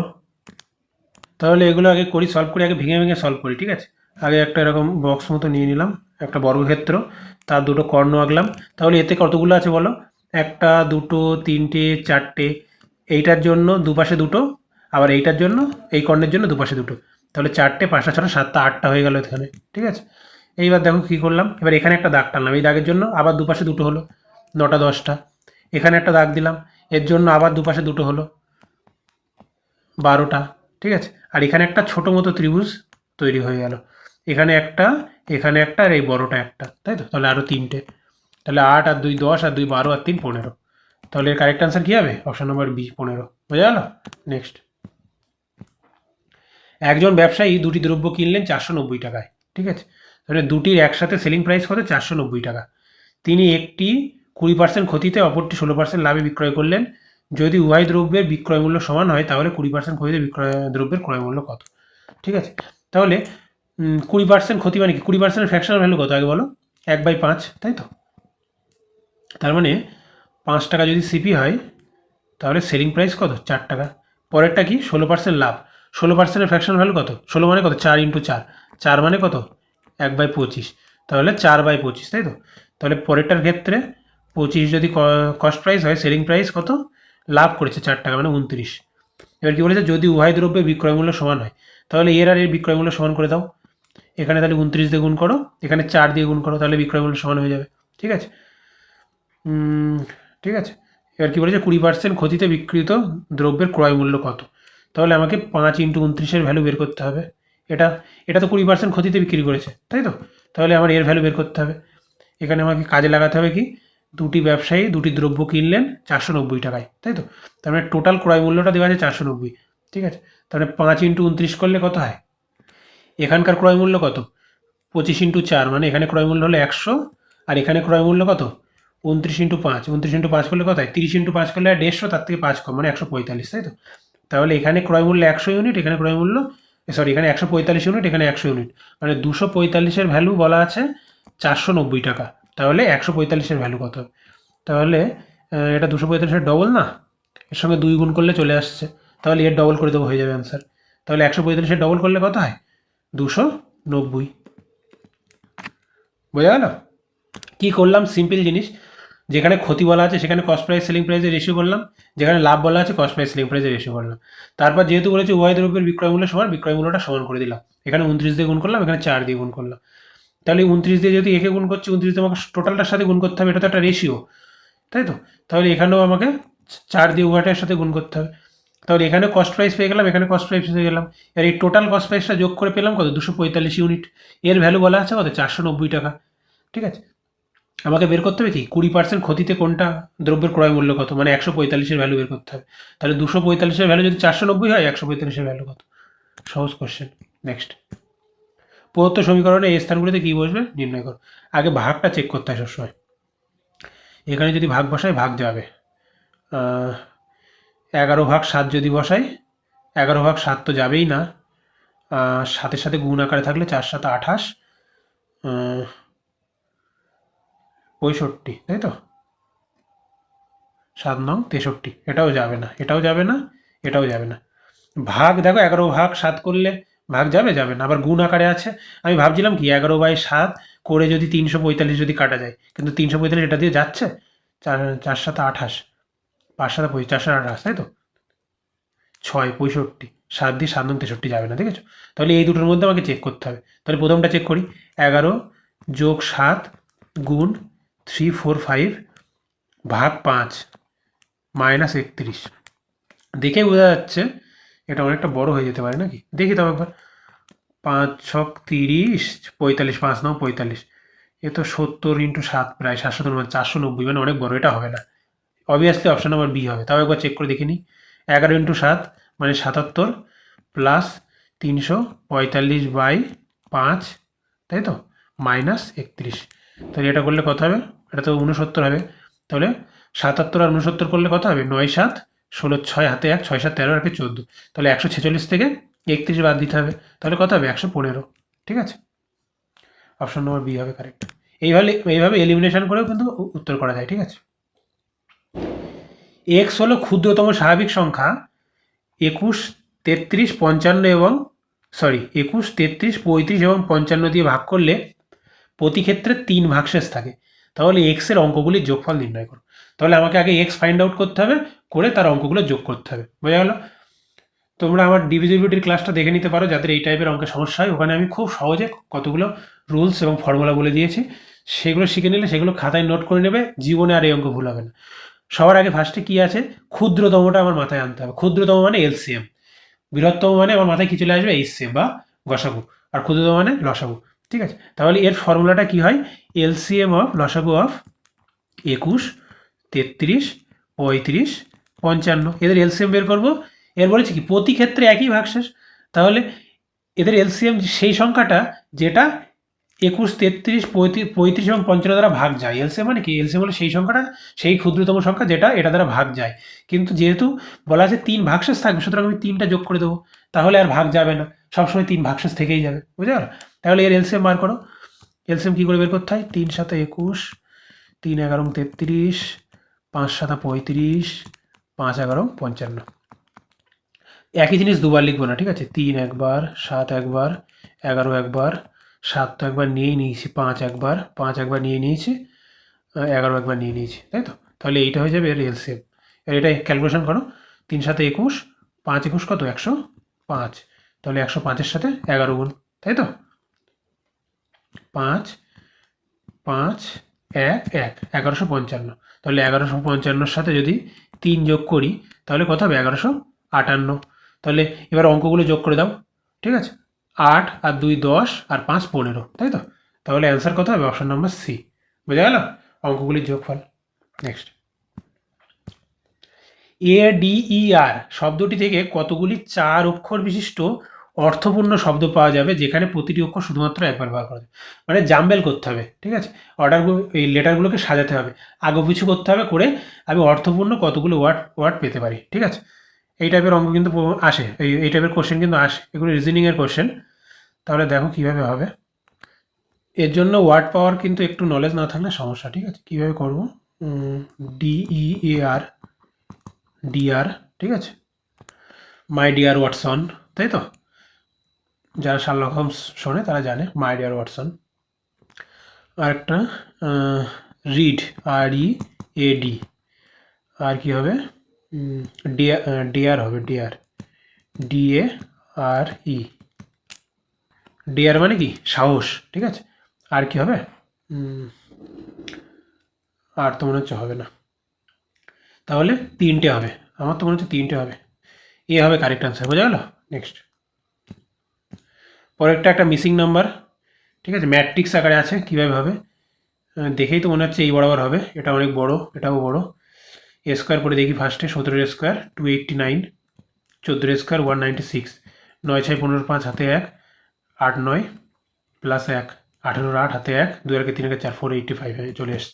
তাহলে বর্গ করে যোগফল এটা একবার দেখে নিই, 169, 11 করলে কত হয় 121, তাই তো? 9 আর 10 0 হাতে 1, 6 2 8 9, ঠিক আছে? তাহলে ঠিক আছে, এটা কত হবে 361, আর 13 স্কোয়ার করলে কত হয় 12 144, 13 হলো 169, তাই তো? 9 আর 10 0 হাতে 1, 6 6 12 13 3 হাতে 1, 4 5 6 630, ভুল করলাম, 9 আর 10 0 হাতে 1, 6 6 12 13 3 হাতে 1, 3 4 5, সরি 3 4 5, 530, অপশন নাম্বার হবে কারেক্ট। বোঝা গেল? নেক্সট, পারিবারিক ছবি দেখে অমিত বলেন ও আমার স্ত্রীর বাবার ছেলের একমাত্র বোনের শ্বশুর, ঠিক আছে? তাহলে ছবির ব্যক্তিটি অমিতের সাথে কিভাবে সম্পর্কিত, ঠিক আছে? তাহলে এখানে আমার থেকে সবসময় শুরু করবে, ঠিক আছে? আমার পারিবারিক ছবি দেখে অমিত বলেন ও আমার, আচ্ছা ওটা হলো সেই ব্যক্তিটা, আমার থেকে সবসময় শুরু করবে, আমার মানে কি অমিত, এটা হলো অমিত। তাহলে অমিত মনে করে নিলাম একটা পুংলিঙ্গ বা একটা মেল পার্সন। আমার স্ত্রীর বাবার, মানে আমার শ্বশুর, ছেলের, বাবার ছেলে মানে কি শ্বশুরের ছেলে, তাই তো? আমার শালা, তাই তো? একমাত্র বোন, ওর একমাত্র বোন মানে হলো আমার ওয়াইফ, তার শ্বশুর মানে কি অবভিয়াসলি ছেলেটার বাবা, ঠিক আছে? তাহলে কী হবে, ছবির ওই ব্যক্তিটি অমিতের সাথে কীভাবে সম্পর্কিত, পিতা হবে, অপশন নাম্বার সি কারেক্ট, ঠিক আছে? এগুলো এইভাবে করবে, কোনো ভুল হবে না। যদি মনে করো মাথায় মানে তোমরা হিসাব করে করতে যাও, অনেক সময় হয়ে যেতেও পারে, যারা ভালো করতে পারবে, আর যারা ভালো করতে পারবে না ভুল হওয়ার সম্ভাবনা থাকে। কিন্তু সবসময় এই আমার থেকে শুরু করবে, তারপর যা যা বলবে সেগুলো ফটাফট পাতিয়ে যাবে, দেখবে চলে আসবে, ঠিক আছে? নেক্সট, সিম্পলিফাই করতে হবে, খুব সহজ অঙ্ক। এখানে 2 একেবারে তলায় 2 গুণ করে দাও, তাহলে হর সমান হয়ে গেল। তাহলে ওপরে কত 30, 30 মাইনাস 18 মানে কত 12/6, তাই তো? মানে আলটিমেটলি ভেতরে কত 2। বদমাস রুল, আগে সবসময় ব্র্যাকেটের কাজ করতে হয়, ঠিক আছে? এইবার কীভাবে আছে দেখো, 1/5 অফ 11/2 ভাগ, ব্র্যাকেটের কাজটা আগে করে নিলাম। বদমাসের নিয়ম কি, BODMAS, bracket of division, multiplication, addition and subtraction, ঠিক আছে? তাহলে ভাগ কত 2। এবার দেখো এই আমি 11/2কে ডাইরেক্ট 2 দিয়ে ভাগ করে দেবো এমন না, এখানে এই অফ আছে মানে এটা গুণ আকারে আছে, তাই তো? তাহলে অফের কাজ সবসময় আগে হবে, ব্র্যাকেটের পরে অফ, তাহলে 1/5 ইন্টু 11/2। এবার ভাগ 2কে আমি কি লিখতে পারি, ভাগ 1/2, ঠিক আছে? সরি গুণ 1/2, ভাগ করলে কি তলায় ভাগ লেখাও যায়, পাশে গুণ লেখাও তাই তো? আচ্ছা, এবার এটাকে সিম্পলিফাই করা যাবে, আর বাইরে 1/8 গুণ আছে, একেও লিখে দিই, গুণ আকারে থাকলে তো কোনো অসুবিধা নেই। তো দেখে তো কোনোটাই কাটাকুটি যাবে না, উপরে তো 11 থাকবেই, আর নিচে 5 2 10, 8 2 16, 16 ইন্টু 10 160, তাহলে 11/160, অপশন নাম্বার এই হবে কারেক্ট, ঠিক আছে? সিম্পলিফিকেশনের অঙ্ক মাথা ঠান্ডা করে করবে, যাতে একবার হয়ে যায়, না হলে কিন্তু সমস্যা। পরের অঙ্কটা খুব ইম্পর্টেন্ট অঙ্ক, পরীক্ষায় আসতে পারে। স্টপেজে না থামলে একটি বাসের বেগ 60 কিমি/ঘন্টা, স্টপেজে থামলে বাসের বেগ 51 কিমি/ঘন্টা, তাহলে বাসটি প্রতি ঘন্টায় কত মিনিট করে থামে? এর একটা শর্টকাট মেথড আছে, সেটা হলো উইদাউট স্টপেজ আর হলো স্টপেজ, তাই তো? এটার একটা শর্টকাট সূত্র আছে, সেটা কি জানো, আমি বলে দিই, 60 - 51/60 ইন্টু 60, এইটাই হলো সূত্র, মানে স্টপেজে না থামলে বেগ মাইনাস স্টপেজে থামলে বেগ বাই স্টপেজে না থামলে বেগ, এই রেশিওটাকে 60 দিয়ে গুণ করলে আমি প্রতি ঘন্টায় কত মিনিট করে দাঁড়াবে সেটা পেয়ে যাবো। তাহলে এখানে 60 কেটে যাবে, 60 মাইনাস 51 9 হবে, তাহলে এর কারেক্ট অ্যান্সার হবে 9। ঠিক আছে, আচ্ছা এবার কনসেপ্টটা ক্লিয়ার করে নিই। ধরো এটা একটা ডিস্টেন্স, ঠিক আছে, মনে করো এটা ডি একটা ডিস্টেন্স। এবার একটা বাস এখান থেকে এখানে যাচ্ছে, এবার বাসটা যদি মাঝখানে কোথাও না থামে তাহলে নিশ্চয়ই সে তাড়াতাড়ি পৌঁছে যাবে। সুতরাং আমি বলতে পারবো ডিস্টেন্সটা কনস্ট্যান্ট ধরে নিলাম, ঠিক আছে, তাহলে যেহেতু তাড়াতাড়ি পৌঁছে যাবে সেজন্য আমি বলতে পারবো এর গড় বেগ বা অ্যাভারেজ বেগ বা বেগ যেটাই বলি না কেন সেটা থামলে যা বেগ হবে, ধরো 5 বার থামলে যা বেগ হবে তার থেকে বেশি হবে বেগটা, তাই না? কেননা এ তো কম সময়ে পৌঁছে যাচ্ছে, এ তো কোথাও থামছে না, বেগ বেশি মানে কি সময় কম, ঠিক আছে, যে থামবে না তার কম সময় লাগবে, তার মানে তার বেগ অবশ্যই বেশি, ঠিক আছে, আর যে থেমে থেমে থেমে থেমে থেমে থেমে যাবে, যার সময় বেশি লাগছে তার অবশ্যই গড় বেগ কমে যাবে, তাই তো?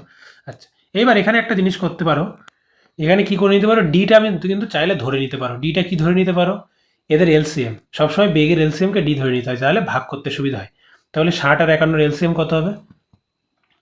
60 মানে কত, 3 20 60, আর 51 মানে কত, 3 17 51, তাহলে এলসিএম কত হবে 20 ইন্টু 17 ইন্টু 3, ঠিক আছে, এটা হলো এলসিএম। তাহলে আমি টোটাল দূরত্বটা আমি ধরে নিতে পারি কি 20 ইন্টু 17 ইন্টু 3 বা 317 510 তার ডবল, ঠিক আছে।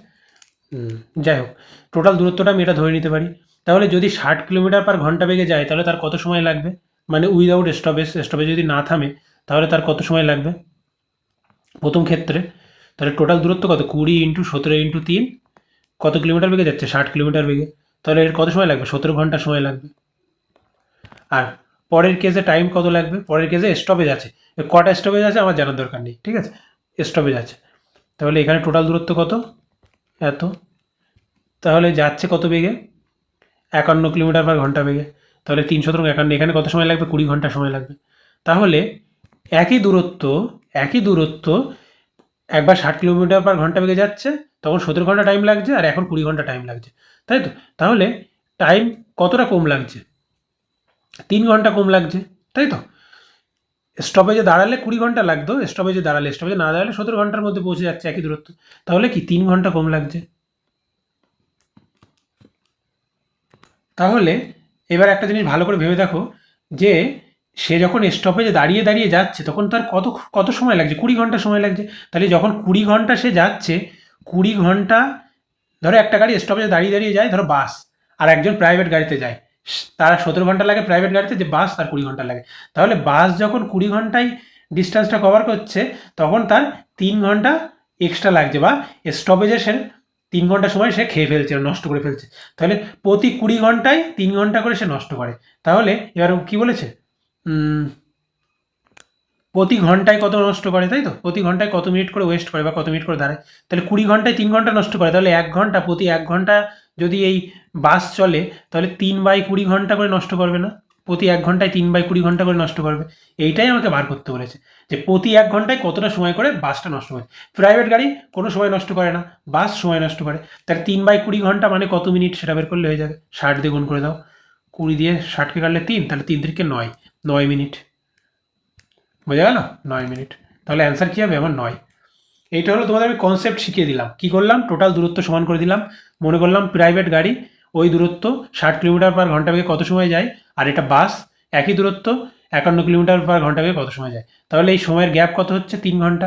তাহলে 20 ঘন্টা যেতে বাস 3 ঘন্টা সময়ের গ্যাপ তৈরি করছে, বা 3 ঘন্টা স্টপেজে থামছে, তাহলে 1 ঘন্টা যেতে কতক্ষণ থামে, সেটাই হয়ে গেল আমার উত্তর।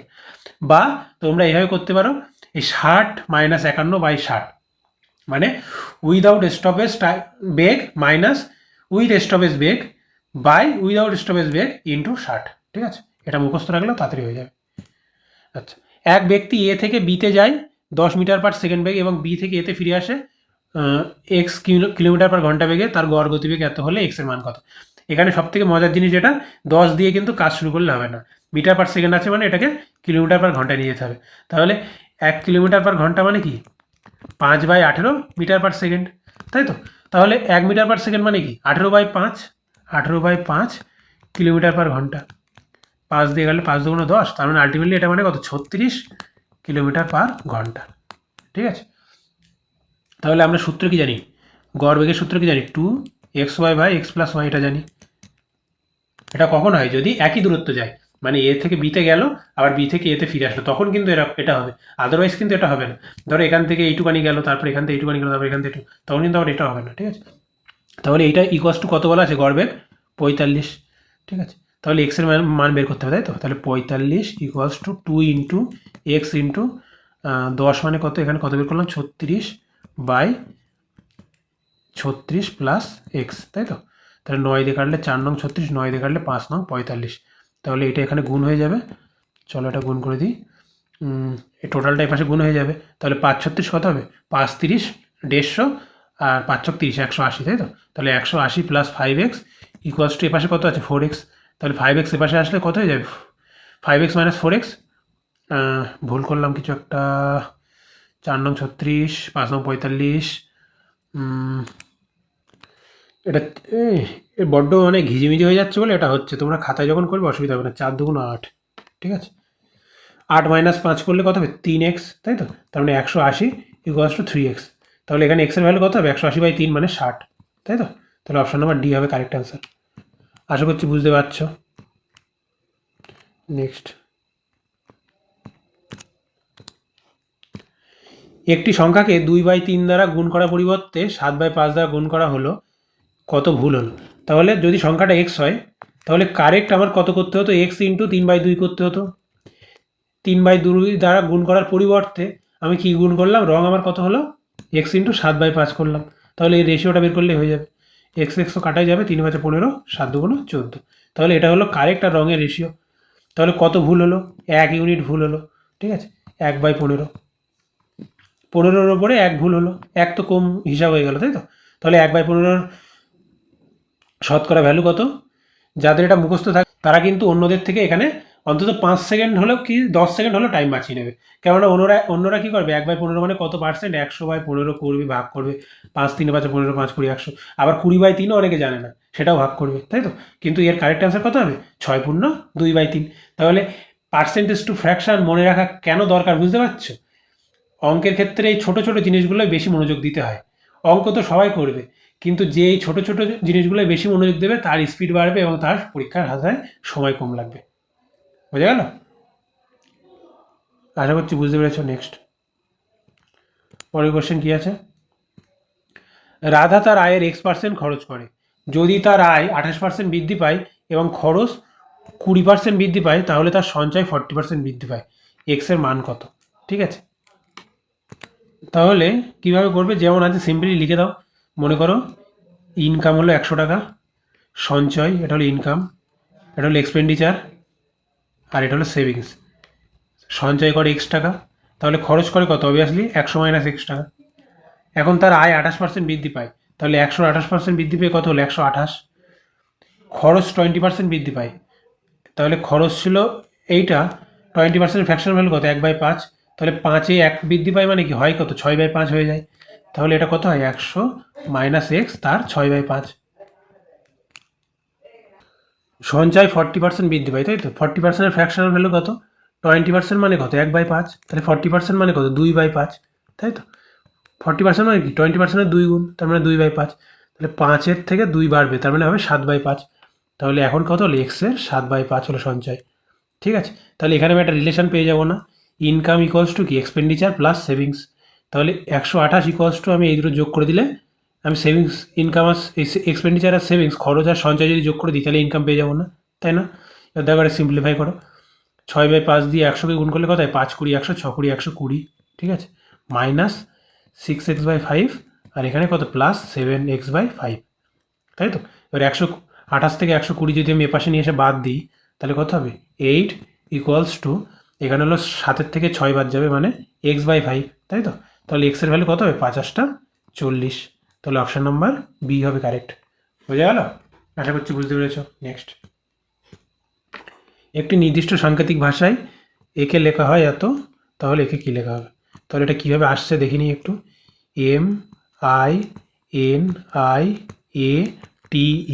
MINIATURE, তাই তো। 495912395, কীভাবে আসছে সরি, ই মানে 5 তো দেওয়াই আছে। আর মানে তো আর 39 হতে পারে না, অবভিয়াসলি 9 নিয়েছে আর মানে। এম মানে 4 নিয়েছে। আয়ের কোড 9 ঠিক আছে, আয়ের কোড 9 ঠিক আছে। এ মানে 1, আচ্ছা তার মানে এম এর কোড হলো 13, তাই তো 13 যোগ করে 4 করেছে। আর এন হলো 14, 14 মানে 4 আর 1 যোগ করে 5 করেছে। টি 20, 20 2 আর 0 যোগ করে 2 করেছে। সিমিলারলি পরেরগুলোও তাই, এখানে 18, 8 আর 9, ঠিক আছে, বুঝতে পেরেছো? আশা করছি বুঝতে পেরেছো। ইউ মানে কত? ইউ মানে 21 মানে 3 করেছে, ঠিক আছে। তাহলে পি, পি মানে কত বলো? 16, আর মানে 18, আই মানে 9, ভি মানে কত? 22, এ, এ মানে 1, টি মানে 20 আর 5, তাই তো। তাহলে 7, 9, 9, 22, তাই তো। 4 কোথায় আছে দেখে নাও, এটাই আছে, আর দেখা লাগবে না, অপশন নাম্বার সি হবে কারেক্ট, ঠিক আছে। নেক্সট, 15,400 টাকা দুটি ভাগে ধার দেওয়া হয়। কিছু অংশ 9% এবং বাকি অংশ 12% সরল সুদে। 3 বছর পর মোট সুদ পাওয়া যায় এত টাকা। তাহলে 9% ও 12% হারে কত টাকা ধার দেওয়া হয়েছিল? ঠিক আছে, অনেকভাবেই করা যায়। এখানে অ্যালিগেশনের সাহায্যে করা যেতে পারে। কিছু অংশ 9%, কিছু অংশ 12%, আর ওভারঅল তো আমি পেয়েই যাচ্ছি। 3 বছর পর এত সুদ মানে কি, ওভারঅল কত সুদ সেটাও পেয়ে যাচ্ছি, অ্যালিগেশনও করা যেতে পারে। তাহলে 3 বছর পরে যদি এত টাকা সুদ দেয়, তার মানে আলটিমেটলি 3 বছরে কত পার্সেন্ট সুদ পেয়েছে সেটা আমি বার করি। 4914 বাই 15,400 ইন্টু 100, ঠিক আছে, পার্সেন্ট। বোঝা যাচ্ছে আমি কী বলছি? 15,400 টাকার কত পার্সেন্ট সুদ আলটিমেটলি 3 বার, মোট সুদ বলে দিয়েছে, তাহলে আলটিমেটলি কত পার্সেন্ট পেলো সেটা বের করে দিচ্ছি। তাহলে আমি কি অ্যালিগেশন লাগাবো? কিছুটা 9 অংশ, কিছুটা 12 অংশ, মোট এত অংশ। তাহলে অ্যালিগেশন করলে আমি পেয়ে যাবো কোনটায় কত অনুপাতে টাকা দিয়েছে, ঠিক আছে। তাহলে এটা একটু কাটাকুটি করো, 0 0 কাটা যাবে, এটা কত দিয়ে কাটা যাবে? 2 দিয়ে কাটা যাবে, তাই তো। 7 দুগুণে 14, 1 7 দুগুণে 14, এটা 2 দিয়ে কাটা যাবে, 2 দুগুণে 4, 4 দুগুণে 8, 11, 4 দুগুণে 8, 9 10 11, 2 দুগুণে 4, 4 দুগুণে 8, 11, 5 দুগুণে 10, 1 7 দুগুণে 14। আর কি কাটাকুটি যাবে? এটা কি 11 দ্বারা ডিভিজিবল? 5 আর 2 7, 7 আর 4 11, না। 7 দ্বারা কি ডিভিজিবল? 3 7 21, 22 23 24, 3 35, 5 7 35, 7 দ্বারা হচ্ছে যাবে, 7 11 77, 3 7 21, 22 23 24, 3 35, তাই তো। 5 7 35, 7 1 7, তার মানে এটা কত হচ্ছে? 351/11%। এটা হলো ওভারঅল সে সুদ পেয়েছে। আর কিছু অংশধারী 9%, কিছু অংশ 12%, আর ওভারঅল কত? 351/11%। তাহলে আমি যদি এটা অ্যালিগেশন করে দিই, তাহলে কোনটায় কত অনুপাতে টাকা দিয়েছে সেটা পেয়ে যাবো, ঠিক আছে। তাহলে 11টা দিয়ে আমি সবার সাথে গুণ করে দিই, তাহলে আমার বিয়োগ করতে সুবিধা হবে। তাহলে এখানে 11 দিয়ে গুণ করলে কত হবে? 99, এটা 11 দিয়ে গুণ করলে কত হবে? 11 12 132, এটা হলো 351। ভুল তো কিছু তো একটা গেছেই,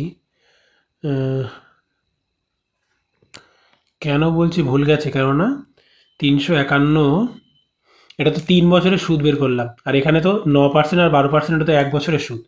সরল সুদ যদি 1 বছরে 3% হয়, তাহলে তোমার 3 বছরে ওটা তো 3 নং 27% হবে, তাই না? তাহলে এখানেও এখনও 3 দিয়ে গুণ করতে হবে, একটা ভুল হয়ে গেছে। কেন কেন নিশ্চয়ই বুঝতে পেরেছো, কারণ এটা তো 3 বছরের সুদ, তাহলে 3 বছরে ওভারঅল এত পার্সেন্ট পাচ্ছে, ঠিক আছে। বা এটাকে 3 দ্বারা ভাগ করলেও হবে, এটাকে 3 দ্বারা যদি ভাগ করে দিই তাও হবে, তাহলে 1 বছরের সুদ পাওয়া যাবে। এটাকে 3 দ্বারা ভাগ করে দেখো, 3 দিয়ে কি 351 কাটবে? 3 11 33, 34, 33 আর 2 25, 3 7 21, কাটবে, তাহলে 117/11 এইবার হবে, এইবার হবে। বোঝা গেল কি ভুল গেল? এইবার দেখো হবে। ওটা 3 বছরের ওভারঅল ইন্টারেস্ট বের করলাম, এবার এটা 1 বছর করে নিলাম, তাহলে 9 12, আর এটা কত হলো? 117/11, এইবার হবে। এইবার 11টাকে গুণ করে দাও, তাহলে হিসাব করতে সুবিধা হবে। 9 11 99, 11 12 132, আর এখানে 117, ঠিক আছে। এইবার অ্যালিগেশন করো, তাহলে এটা করলে কত হবে? 20 12 আর 3 15, তাই তো। এটা 15, আর এটা কত? 18, তাহলে 15:18 মানে কত? 3 5 15, 3 6 18, মানে 5:6, বুঝা গেল? তাহলে অপশন নাম্বার এ হবে কারেক্ট। একটু ক্যালকুলেটিভ ছিল, কিন্তু পরীক্ষার হলে কিন্তু 25টা অঙ্কের মধ্যে কিন্তু 4-5টা অঙ্ক ক্যালকুলেটিভ আসবেই, এটা তোমাদের কিন্তু মেনে নিতেই হবে। কিছু অঙ্ক যেমন খুব সহজ, 30 সেকেন্ডের মধ্যে হয়ে যাচ্ছে কিছু অংশ, কিছু অঙ্ক কিন্তু 1 মিনিটও লেগে যাবে, ঠিক আছে। তবে এইগুলো চেষ্টা করবে শেষের দিকে করার, যেহেতু এটা ক্যালকুলেটিভ কোশ্চেন, শেষের দিকে করবে। নেক্সট, কোনো নির্দিষ্ট পরিমাণ অর্থ 10% বার্ষিক সুদে 3 বছরে যৌগিক সুদ ও সরল সুদের পার্থক্য 93 টাকা, অর্থের পরিমাণ কত? তাহলে আমরা যেটা সূত্র মুখস্থ রাখি অনেক সময়, কম্পাউন্ড ইন্টারেস্ট আর সিম্পল ইন্টারেস্টের পার্থক্য 2 বছরেরটা কিন্তু মুখস্থ রাখি, তাই না? পি ইন্টু আর বাই 100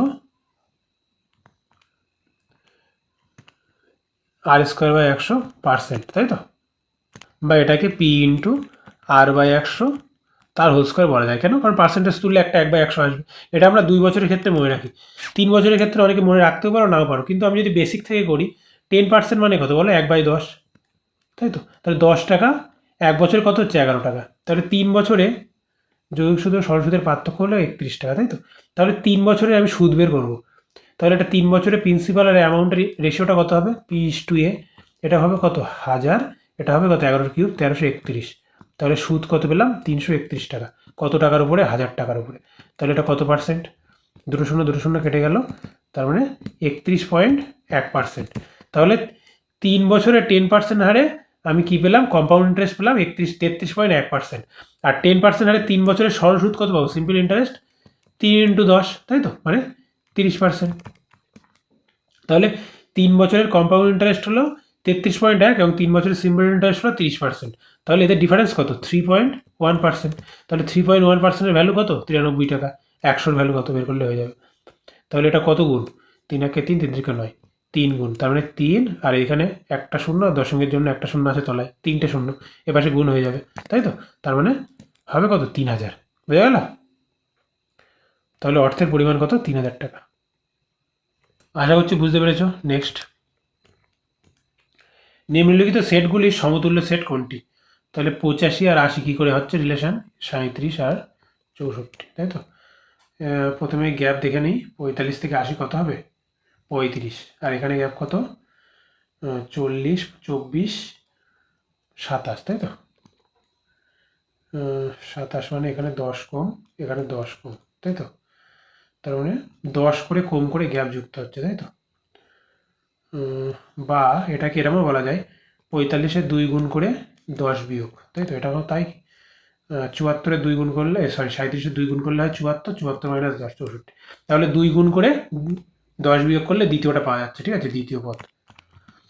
তাহলে 41-এর সাথে 2 গুণ করলে 2 একে 2, তার থেকে 10 বিয়োগ করলে লাস্টে 2 আসবে, এটা হবে না। এর সাথে 2 গুণ করলে লাস্টে 4, 4-এর থেকে 10 বিয়োগ করলে 4 আসতে পারে। তাহলে এটা দেখো 100, এটা 2 গুণ করলে কত? 104, 104-এর থেকে 10 বিয়োগ করলে 114 হতে পারে না। 65-র সাথে 2 গুণ করলে কত হবে? 130, 130-এর থেকে 10 বিয়োগ করলে 120 হতে পারে। 39-এর সাথে 2 গুণ করলে কত হবে? 78, 78-এর থেকে 10 বিয়োগ করলে কত হয়? 69 হবে না, 68 হবে, তাই তো? তাহলে অপশন নাম্বার সি হবে কারেক্ট, ঠিক আছে? তাহলে কিছু প্রশ্নে আমার সময় যেমন বাঁচাতে হবে, সুতরাং কিছু প্রশ্নে আমার সময় আবার দিতেও হবে। একটি দলে 65 জনের বয়সের গড় 32 বছর, 5 জন ব্যক্তি ওই দলে যুক্ত হয়। এখন 70 জন ব্যক্তির গড় বয়স হয় 34 বছর। তাহলে শেষে যুক্ত হওয়া 5 জন ব্যক্তির গড় বয়স কত? ঠিক আছে? যারা নর্মালি ওই মোট বয়স বের করে করতে চায় তারা চাইলে করতে পারো, আর যারা একটু কনসেপচুয়ালি করতে চায় তারা সেটা আমি বলে দিচ্ছি, ঠিক আছে? তাহলে 65 জনের গড় বয়স 32 মানে কি? 65 জনের সবার 32 32 32 করে ধরে নেবো। যখনই গড় বয়স চলে আসবে তখন ধরে নেবো যে সবারই 32 32। এবার কারোর 30 হতে পারে, কারোর 50 হতে পারে, কিন্তু যখনই বলে দেবে গড় তখন ধরে নেবো সবার 32 করে। এখন কি বলেছে? 5 জন ব্যক্তি নতুন যুক্ত হয়েছে, এখন 70 জন ব্যক্তির গড় বয়স হয় 34, তাই তো? তাহলে এবার বলো 70 জন ব্যক্তির গড় বয়স 34 মানে কি? আগের যে 65 জন ছিল তাদেরও এখন 34 34 34 করে হয়ে গেছে, তাই না? তার মানে কি সবার গড় বয়স 2 করে বেড়ে গেছে। আগে এরকম একটা অঙ্ক ছিল না যে গড় বয়স কত করে বাড়লো, ঠিক আছে? এখানেও সেম, এখানে কত করে বাড়লো বলিনি, এখানে বলে দিল যে 34 হয়ে গেছে, মানে আলটিমেটলি 2 করে বেড়ে গেছে, তাই তো? আচ্ছা, আর যে 5 জন এসছে, যেহেতু 70 জনের গড় বয়স 34, যে 5 জন এসছে নতুন 5 জন, তাদেরও এখন বয়স কত? 34 34 34 এরকম বলতে পারবো না, তাদেরও এখন 34 34 34 34, তাই তো? 70 জনের গড় বয়স 34 মানে সবার 34 করে, তাই তো? তাহলে এই 5 জনের মোট বয়স কি করে বের করব? দেখো এই 65 জনের গড় বয়স ও 2 করে বাড়িয়ে দিল, তাহলে 65 জনের গড় বয়স 2 করে বাড়িয়ে দিল, তাহলে এত প্লাস, আর এখন এদের বয়স কত? 34 34 34 করে 5 জনের, তাহলে 5 × 34। তাহলে বলতে পারবো না এইটা হলো এই 5 জনের মোট বয়স। কেন মোট বয়স? কেন? কেননা 5 জনের তো 34 করে আছেই, যেহেতু এখন 70 জনের গড় বয়স 34, সুতরাং 5 জনের তো 34 করে বয়স আছেই। তাছাড়াও এক্সট্রা কত আছে? 65 × 2 আছে। কেন? কেননা এদের এই 65 জনের 2 বছর করে গড় বয়স বাড়িয়ে দিয়েছে এই 5 জন এসে, তাই তো? তাহলে এটা হলো কি, এদের এখন এই 5 জনের টোটাল বয়স, মোট বয়স। এবার কি বলেছে, যে শেষে যুক্ত হওয়া 5 জন ব্যক্তির গড় বয়স কত? তাহলে 5 দিয়ে ভাগ করে দিলে হয়ে যাবে। 5 দিয়ে কাটলে এখানে 5 তেরো 65, তারপরে 13 দুগুণে 26, আর এখানে 5 দিয়ে কাটলে 5 5 কেটে যাবে 34। তাহলে 26 আর 34 যোগ করলে কত হয়? 30 20 50 আর 10 60, তাই তো? তাহলে 5 জন ব্যক্তির গড় বয়স কত হবে? 60। তোমরা যারা মোট বয়স বের করে করতে চাও তারা করতে পারো 65 × 32 এরকমভাবে, বা 70 × 34। এবার সেটা বিয়োগ করবে, তাহলে 5 জনের মোট বয়স পেয়ে যাবে, সেখানে 5 দিয়ে ভাগ করে দেবে, সেটাও হয়ে যাবে। দেখবে 60ই আসবে অ্যান্সার। ঠিক আছে, নেক্সট। পরেরটা কি আছে? 21 জন ছাত্রের সারিতে রাহুল ডান দিক থেকে 4টি স্থান সরে যায়, তখন তিনি বাম প্রান্ত থেকে 12তম স্থানে হয়। আচ্ছা, ঠিক আছে, টোটাল 21 জন। ঠিক আছে, আচ্ছা, মনে করো এটা একটা লাইন। ঠিক আছে, এখানে 21 জন দাঁড়িয়ে আছে।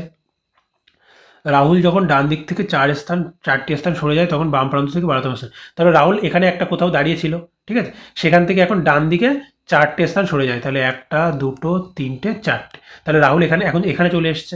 এখন রাহুল কোন পজিশনে আছে? বাম প্রান্ত থেকে 12তম। তাহলে এই হলো বাম প্রান্ত, এটা হলো বাম প্রান্ত, এখান থেকে এখন সে 12তম পজিশনে আছে। ঠিক আছে, তাহলে রাহুলের ডান দিকে এবার কি বলা আছে, দাঁড়াও আগে কোশ্চেনটা পড়ে নিই।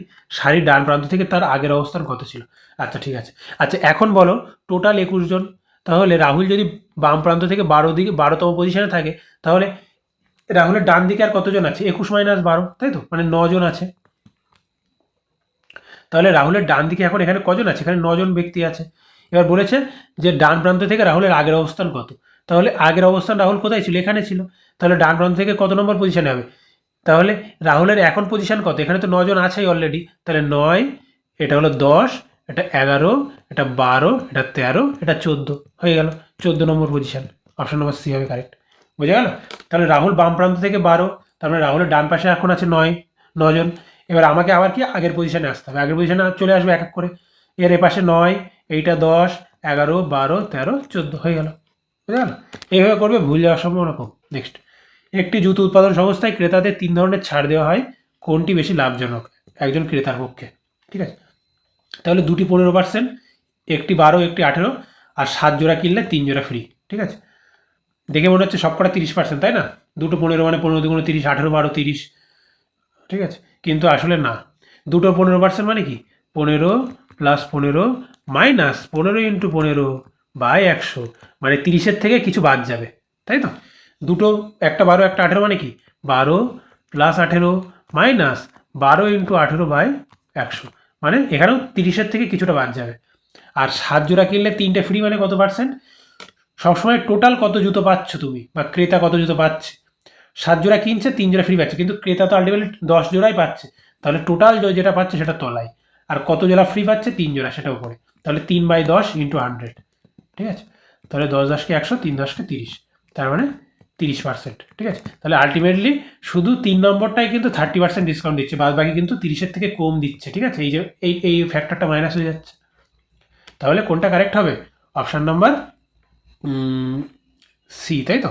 কেবল 3, এইটা কারেক্ট হবে। নেক্সট, পরেরটা কি আছে? পাইপ এ ও বি একটি ট্যাঙ্ক যথাক্রমে 12 মিনিট ও 15 মিনিটে ভর্তি করতে পারে। পাইপ সি ট্যাঙ্কটি এক্স মিনিটে খালি করতে পারে। 3টি পাইপ একসাথে খোলা হয়, 10 মিনিটে ট্যাঙ্কটি ভর্তি হয়। তাহলে এ 12 মিনিট, বি 15 মিনিট, আর এ + বি + সি একসাথে 10 মিনিট, তাই তো? তাহলে এদের এলসিএম কত? 60, 5 × 60, 4 × 60, 6 × 10 = 60। ঠিক আছে, তাহলে এই 6টা কী করে আসছে? এর মধ্যে বি এর এফিসিয়েন্সি আর এর এফিসিয়েন্সি তো আছেই, 5 আর 4 9, তার থেকে 3 বিয়োগ হয়ে যাচ্ছে, তাই তো? তার মানে 3-এর এফিসিয়েন্সিটা কার? অবভিয়াসলি সি এর এফিসিয়েন্সি। সি তো খালি করে, বলেছে না, এক্স মিনিটে খালি করতে পারে, তাহলে এক্সের মান ভ্যালু বের করতে হবে। তাহলে সি এর এফিসিয়েন্সি কত? 3। ঠিক আছে, এই 9-এর থেকে 3 বাদ দিলেই তো 6 হয়। তাহলে টোটাল ট্যাঙ্কের আয়তন কত? 60, 3 এফিসিয়েন্সিতে খালি করে, তাহলে কত সময় লাগে? 60/3 মানে 20। ঠিক আছে, তাহলে 20 মিনিট লাগে। অপশন নাম্বার সি হবে কারেক্ট। হয়ে গেল। নেক্সট, 4 জন পুরুষ 6 জন মহিলা ও 6 জন মহিলা একটি কাজ 5 দিনে করতে পারে। তাহলে 4 মেল 6 ফিমেল টোটাল কাজ কদিনে করে? 5 দিনে। 3 জন পুরুষ 4 জন মহিলা কাজটি 7 দিনে করতে পারে। তাহলে এটা হয়ে গেল টোটাল কাজ। এই টোটাল কাজটা কিসের সঙ্গে সমান হবে? 3 জন মেল 4 জন ফিমেল 7 দিনে করতে পারে, এর সঙ্গে সমান হবে। তাহলে এখান থেকে মেল আর ফিমেলের এফিসিয়েন্সি রেশিও বের করে নেবো। 4 5 20, 3 7 21, তাহলে 21-এর থেকে 20 বাদ দিলে, তাহলে আমি এই পাশের এমটা এই পাশে নিয়ে আসলাম। 21-এর থেকে 20 বাদ দিলে কত হবে? 1m। আর এখানে 5 6 30, আর এখানে 4 7 28, তাহলে এখানে এফটা এই পাশে নিয়ে আসলাম। তাহলে 30-এর থেকে 28 বাদ দিলে 2f। তাহলে এম আর এফ এর মধ্যে সম্পর্ক পেয়ে গেলাম। m/f মানে কত? 2/1। তাহলে মেলের এফিসিয়েন্সি 2, ফিমেলের এফিসিয়েন্সি 1। ঠিক আছে, এইবার কি বলেছে? কতদিন 25 জন মহিলা মোট কাজের 2.5 গুণ করতে পারবে। আগে মোট কাজটা বের করি, যে কোনো একটাই বসিয়ে দিই, এটাই ধরো বসিয়ে দিই, এটাই মোট কাজ পেয়ে যাবো। তাহলে 5 ইন্টু মেলের এফিসিয়েন্সি কত? 2, 4 2 8, ফিমেলের এফিসিয়েন্সি কত? 1, 6 1 6। তাহলে এটা হলো টোটাল কাজ। টোটাল কাজের কত গুণ? 2.5 গুণ, মানে 5/2। কতজন মহিলা? 25 জন মহিলা। মহিলার এফিসিয়েন্সি কত? 1, তাহলে 25 ইন্টু 1, এটা বার করলেই হয়ে যাবে। তাহলে 8 আর 6 কত? 14, তাই তো? তাহলে এই 5 আর এই 5-এর জন্য 25 কাটা যাচ্ছে, আর এখানে 8 আর 6 যোগ করলে কত হচ্ছে? 14, 2 দিয়ে 14কে কাটলে 7। তাহলে কদিন সময় লাগবে? 7 দিন সময় লাগবে। বোঝা গেল? একদম সহজ কোশ্চেন। নেক্সট, অমিল শব্দটি নির্ণয় করুন। দক্ষিণ আমেরিকা, ভারত, নিউজিল্যান্ড নাকি দক্ষিণ আফ্রিকা? কোনটা হবে বলো দেখি? ভারত একটি দেশ, নিউজিল্যান্ড একটি দেশ, দক্ষিণ আফ্রিকাও একটি দেশ। আফ্রিকার একদম এখানে একটা দক্ষিণ আফ্রিকা দেশ আছে, তাই তো? কিন্তু দক্ষিণ আমেরিকা কি? দক্ষিণ আমেরিকা কিন্তু একটা মহাদেশ, তাই তো? তাহলে অপশন নাম্বার হবে কারেক্ট। নেক্সট, দেখো এই কোশ্চেনটা কি বলেছে, এটা একটা ইম্পর্টেন্ট কোশ্চেন। 100 লিটার একটি মিশ্রণে দুধ ও জলের অনুপাত 2:3, ঠিক আছে?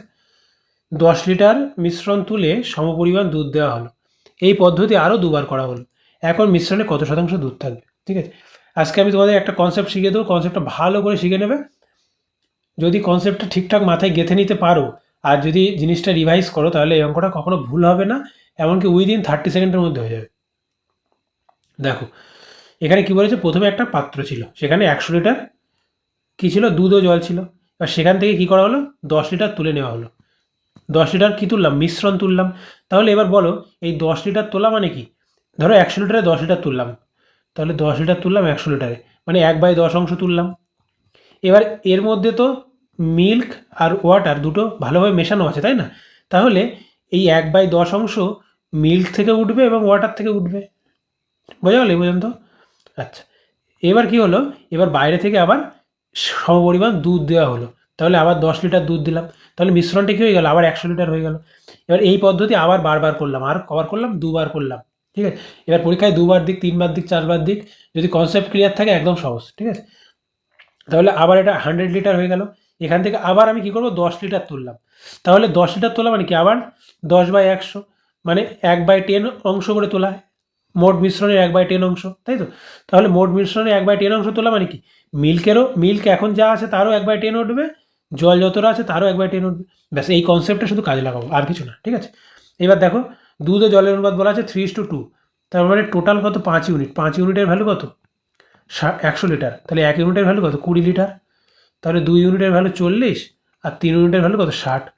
তাহলে দুধ আছে প্রথমে 40 লিটার এবং জল আছে প্রথমে 60 লিটার। ঠিক আছে, এইবার দেখো, তাহলে প্রথম কেসে যখন আমি 10 লিটার মিশ্রণ তুলছি, তখন আমি কি বললাম? 1/10 করে দুধও উঠছে, 1/10 করে জলও উঠছে। ঠিক আছে, এবার আমি এখানে যেটা মেশানো হচ্ছে সেটা আমি কনসিডার করবো না। ঠিক আছে, যেটা অবশিষ্ট আছে সেটার পরিমাণটা আমি বের করবো।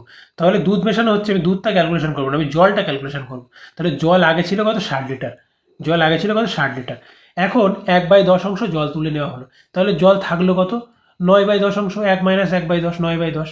তাহলে জল ছিল 60 লিটার, প্রথমবারে 1/10 অংশ তুলে নিলে থাকলো কত? 9/10।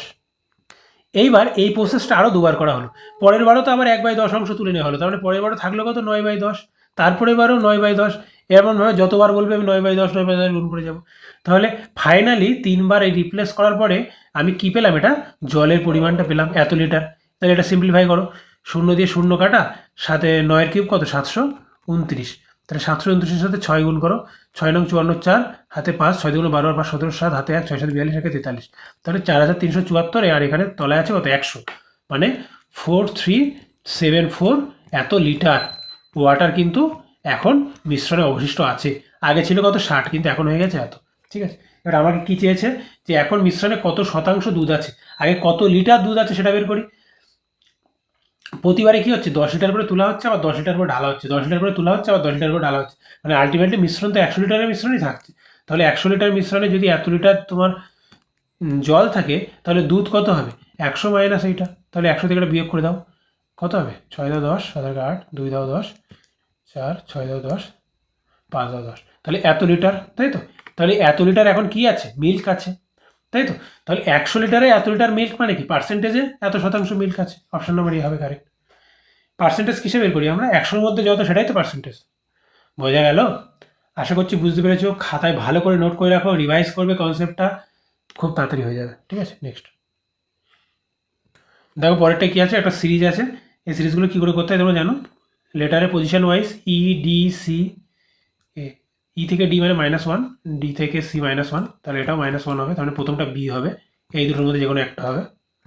পরের সিরিজটা দেখো, আই থেকে কে, কে থেকে এম, আই জে কে +2, কে থেকে এম +2, এম থেকে +2 করলে কত হবে, ও হবে, তাই তো। তারপরে বি ও, তার মানে অপশন নাম্বার ডি হবে কারেক্ট, আর দেখা লাগবে না। Next, A B O C একটি ব্যবসায় এত এত অনুপাতে বিনিয়োগ করে, লভ্যাংশে বি এর ভাগ এত টাকা, বি এত টাকা পায় লভ্যাংশে, এ ও সি এর ভাগে পার্থক্য কত। তাহলে আগে কত অনুপাতে টাকাটা বিনিয়োগ করে সেটা আগে বার করি, তাহলে এদের রেশিও বের করি আগে, A/B/C, তাই তো। 0 0 0 কেটে দিই, 25 দিয়ে ভাগ যাবে দেখেই বোঝা যাচ্ছে, 5 25 125, 12, তাই তো, 12 মানে 125, 5 25 125, ইস্টু বি 25 দিয়ে করলে এটাকে 6 25 150, 12 125, 5 25 125, ইস্টু এটা কত হবে 7 25 175, 175 মানে 12 187, তাই তো, 5 125, তাহলে এই হলো অনুপাত। এটা আবার 5 দিয়ে কাটা যাবে, 5 এগারো 55, 5 3 65, 5 15 75, তাই তো। এর বি এর ভাগ বলেছে কত, এত, তাহলে টোটাল কত, এর আনুপাতিক ভাগ, আর বি এর ভাগ মানে কত 13 আচ্ছা বি এর ভাগ মানে কি 13, এই অনুপাতে যদি ভাগ হয় তাহলে 13-র ভ্যালু হলো 5200, তাই তো। তাহলে একের ভ্যালু কত 400। কী বের করতে হচ্ছে, এ ও সি এর লাভ্যাংশের পার্থক্য, তাহলে এদের লভ্যাংশ কত হবে, এর 11 এর 15, মানে 4 ইউনিট হবে। তাহলে 4 ইউনিট মানে কত, 4 × 400, মানে 1600 টাকার পার্থক্য হবে। ঠিক আছে, আমার এখানে টোটাল যে লাভ্যাংশ সেটা বের করার কোনো দরকার নেই, আমি 13-র ভ্যালু ডাইরেক্ট এটা ধরে নেবো। ঠিক আছে, next,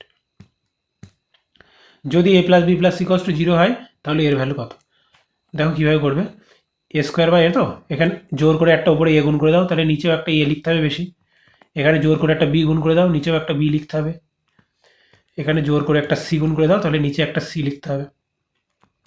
ultimately a + b + c, এখানে a³ + b³ + c³। এইবার তোমাদের কোন সূত্র মাথায় আনতে হবে, a³ + b³ + c³ - 3abc কি সূত্র আছে, ইকুয়ালস টু, এখানে কি সূত্র আছে, a + b + c ইন্টু এবার সামথিং, তাই তো, ইন্টু সামথিং, এর মধ্যে কি আছে, a² + b² + c² minus ab - bc - c, বা এর আরও 3টে থেকে 4টের নিয়ম আছে, তাই তো। যাই হোক, এইবার যদি a + b + c যদি শূন্য হয়, এটা যদি বলাই থাকে, তাহলে শূন্যের সাথে কোনো কিছু গুণ করলে শূন্য হয়, তাহলে a³ + b³ + c³ এর মান কত হবে, 3abc হয়ে যাবে। কেন, কারণ সমান সমানের এই পাশে তো শূন্য, তাহলে 3abcটা এই পাশে চলে আসবে, তাহলে 3abc by abc, abc abc কেটে গেল, আলটিমেটলি অ্যান্সার হবে কত, 3, বুঝে গেল, অপশন নাম্বার ডি হবে কারেক্ট। আশা করছি বুঝতে পারছো। নেক্সট, ইনইকুয়ালিটি খুব সহজ, পি থেকে এমে যাবো, সবসময় গেটার থেকে লেগে যেতে হবে। ঠিক আছে, পি থেকে এম কোথায় যাব, পি থেকে এম, একটা জিনিস আগে দেখো, এখানে এম > n আছে, তাই তো, মানে এম কারো থেকে ছোট কি হতে পারে, হতে পারেই না, মানে এটা আমি চেকই করবো না। কখন চেক করবো, যখন এম এর সাথে লেস দ্যান কিছু একটা থাকবে। ঠিক আছে, এরকম কিছু একটা থাকবে, কিন্তু এম এর সাথে লেস দ্যান লাগোয়া কিছু আছে নেই যখন, তো আমি চেক করেও বা কী করবো।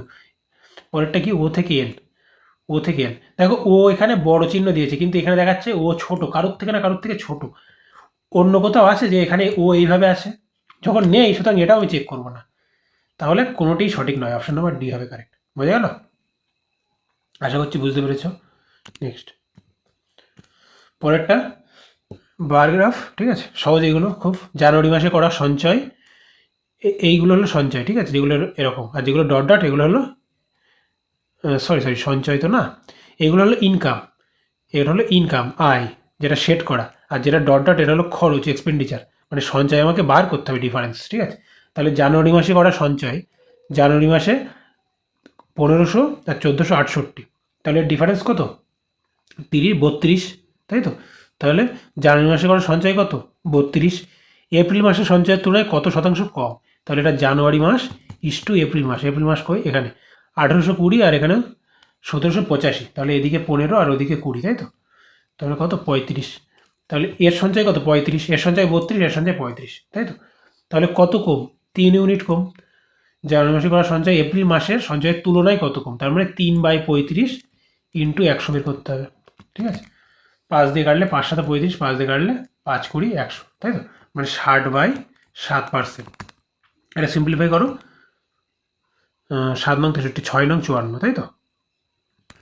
সরি, 7 নং 27টা 56, 40, তাই তো।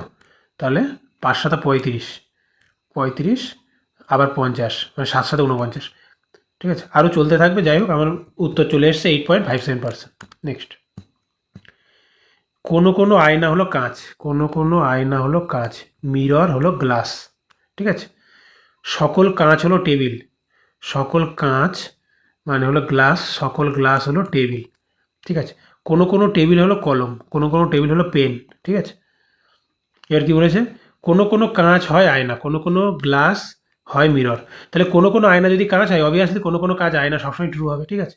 সকল টেবিল হয় কাঁচ, টেবিল হয় কাঁচ, মিরর, তাই তো। এই গ্লাস, এটা তো আয়না, গ্লাস। তাহলে সকল টেবিল গ্লাস হতে পারে কিনা আমি কিন্তু ডেফিনেটলি বলতে পারবো না, ঠিক আছে। কিন্তু সকল গ্লাস হলো টেবিল, এটা বলাই আছে। কিন্তু সকল টেবিল গ্লাস হতেও পারে, নাও পারে, ঠিক আছে। আচ্ছা, কোনো কোনো কলম হয় টেবিল, কোনো কোনো কলম হয় টেবিল। কোনো কোনো টেবিল যদি কলম হয়, অবভিয়াসলি কোনো কোনো কলমও টেবিল হবে। তাহলে 1 ও 3 হবে ট্রু। তাহলে ডি হবে অ্যান্সার, বোঝা গেল? 1 ও 3। নেক্সট, আচ্ছা এখানে এই কোশ্চেনটা দেখো, এটাও খুব একটা ইম্পর্টেন্ট কোশ্চেন। আচ্ছা, এখানে কি আছে? বিজোড় সংখ্যার সাম আছে, ঠিক আছে। 1 থেকে 93 পর্যন্ত বিজোড় সংখ্যার সাম, ঠিক আছে। তাহলে তোমরা সবসময় মনে রাখবে 1 থেকে n পর্যন্ত, 1 থেকে n পর্যন্ত বিজোড় সংখ্যার যোগফল হয় n স্কোয়ার, ঠিক আছে। তাহলে এখানে কতগুলো বিজোড় সংখ্যা আছে সেটা যদি আমি বার করতে পারি, তাহলে আমি বলে দিতে পারবো তার স্কোয়ার, সেটাই হয়ে গেল যোগফল। তাহলে এখানে কতগুলো বিজোড় সংখ্যা আছে? ধরো 1 3 5, এখানে কতগুলো বিজোড় সংখ্যা আছে আমি কী করে বের করবো? 5-এর সাথে মনে মনে 1 যোগ করে দিয়ে 2 করে দিয়ে ভাগ করে দেবো, ঠিক আছে। তাহলে 5-এর সাথে 1 যোগ করলে কত হয়? 6, 6/2 মানে 3টে বিজোড় সংখ্যা আছে। সিমিলারলি 1 3 5 7, এখানে কতগুলো বিজোড় সংখ্যা আছে কী করে বের করবো? 7-এর সাথে মনে মনে 1 যোগ করে দেবো 8, তাহলে 2 দিয়ে ভাগ করে দেবো, ঠিক আছে। তাহলে 4টি। তাহলে এখানে কতগুলো বিজোড় সংখ্যা আছে? 93 + 1 94, 94/2 মানে 47টি এখানে বিজোড় সংখ্যা আছে। তাহলে এই যোগফলটা কত হবে? 47-এর স্কোয়ার, বোঝা গেল? ইন্টু, এবার এগুলো বিয়োগ করো। 1 - 1/3 মানে কত? 3 - 1 মানে 2/3, ইন্টু এটা মানে কত? 4 - 1 3/4, ইন্টু ডট ডট ডট চলতে থাকবে, ইন্টু এটা কত হবে? 2209 - 1, তার মানে 2208/2209, ঠিক আছে। এবার ডট ডট করে চলতে থাকবে। এবার এইটা আলাদা থাক, এবার এইটা কীভাবে কাটছে সেই অর্ডারটা দেখো। ওপরেরটা থাকছে আর এর তলারটার সাথে এর ওপরেরটা কাটছে, তার মানে নিচেরটাও থাকছে, তাই তো। সিমিলারলি কাটতে কাটতে যাবে, এর তলারটার সাথে এটা কেটে যাবে, এর নিচেরটা থাকবে, বোঝা গেল?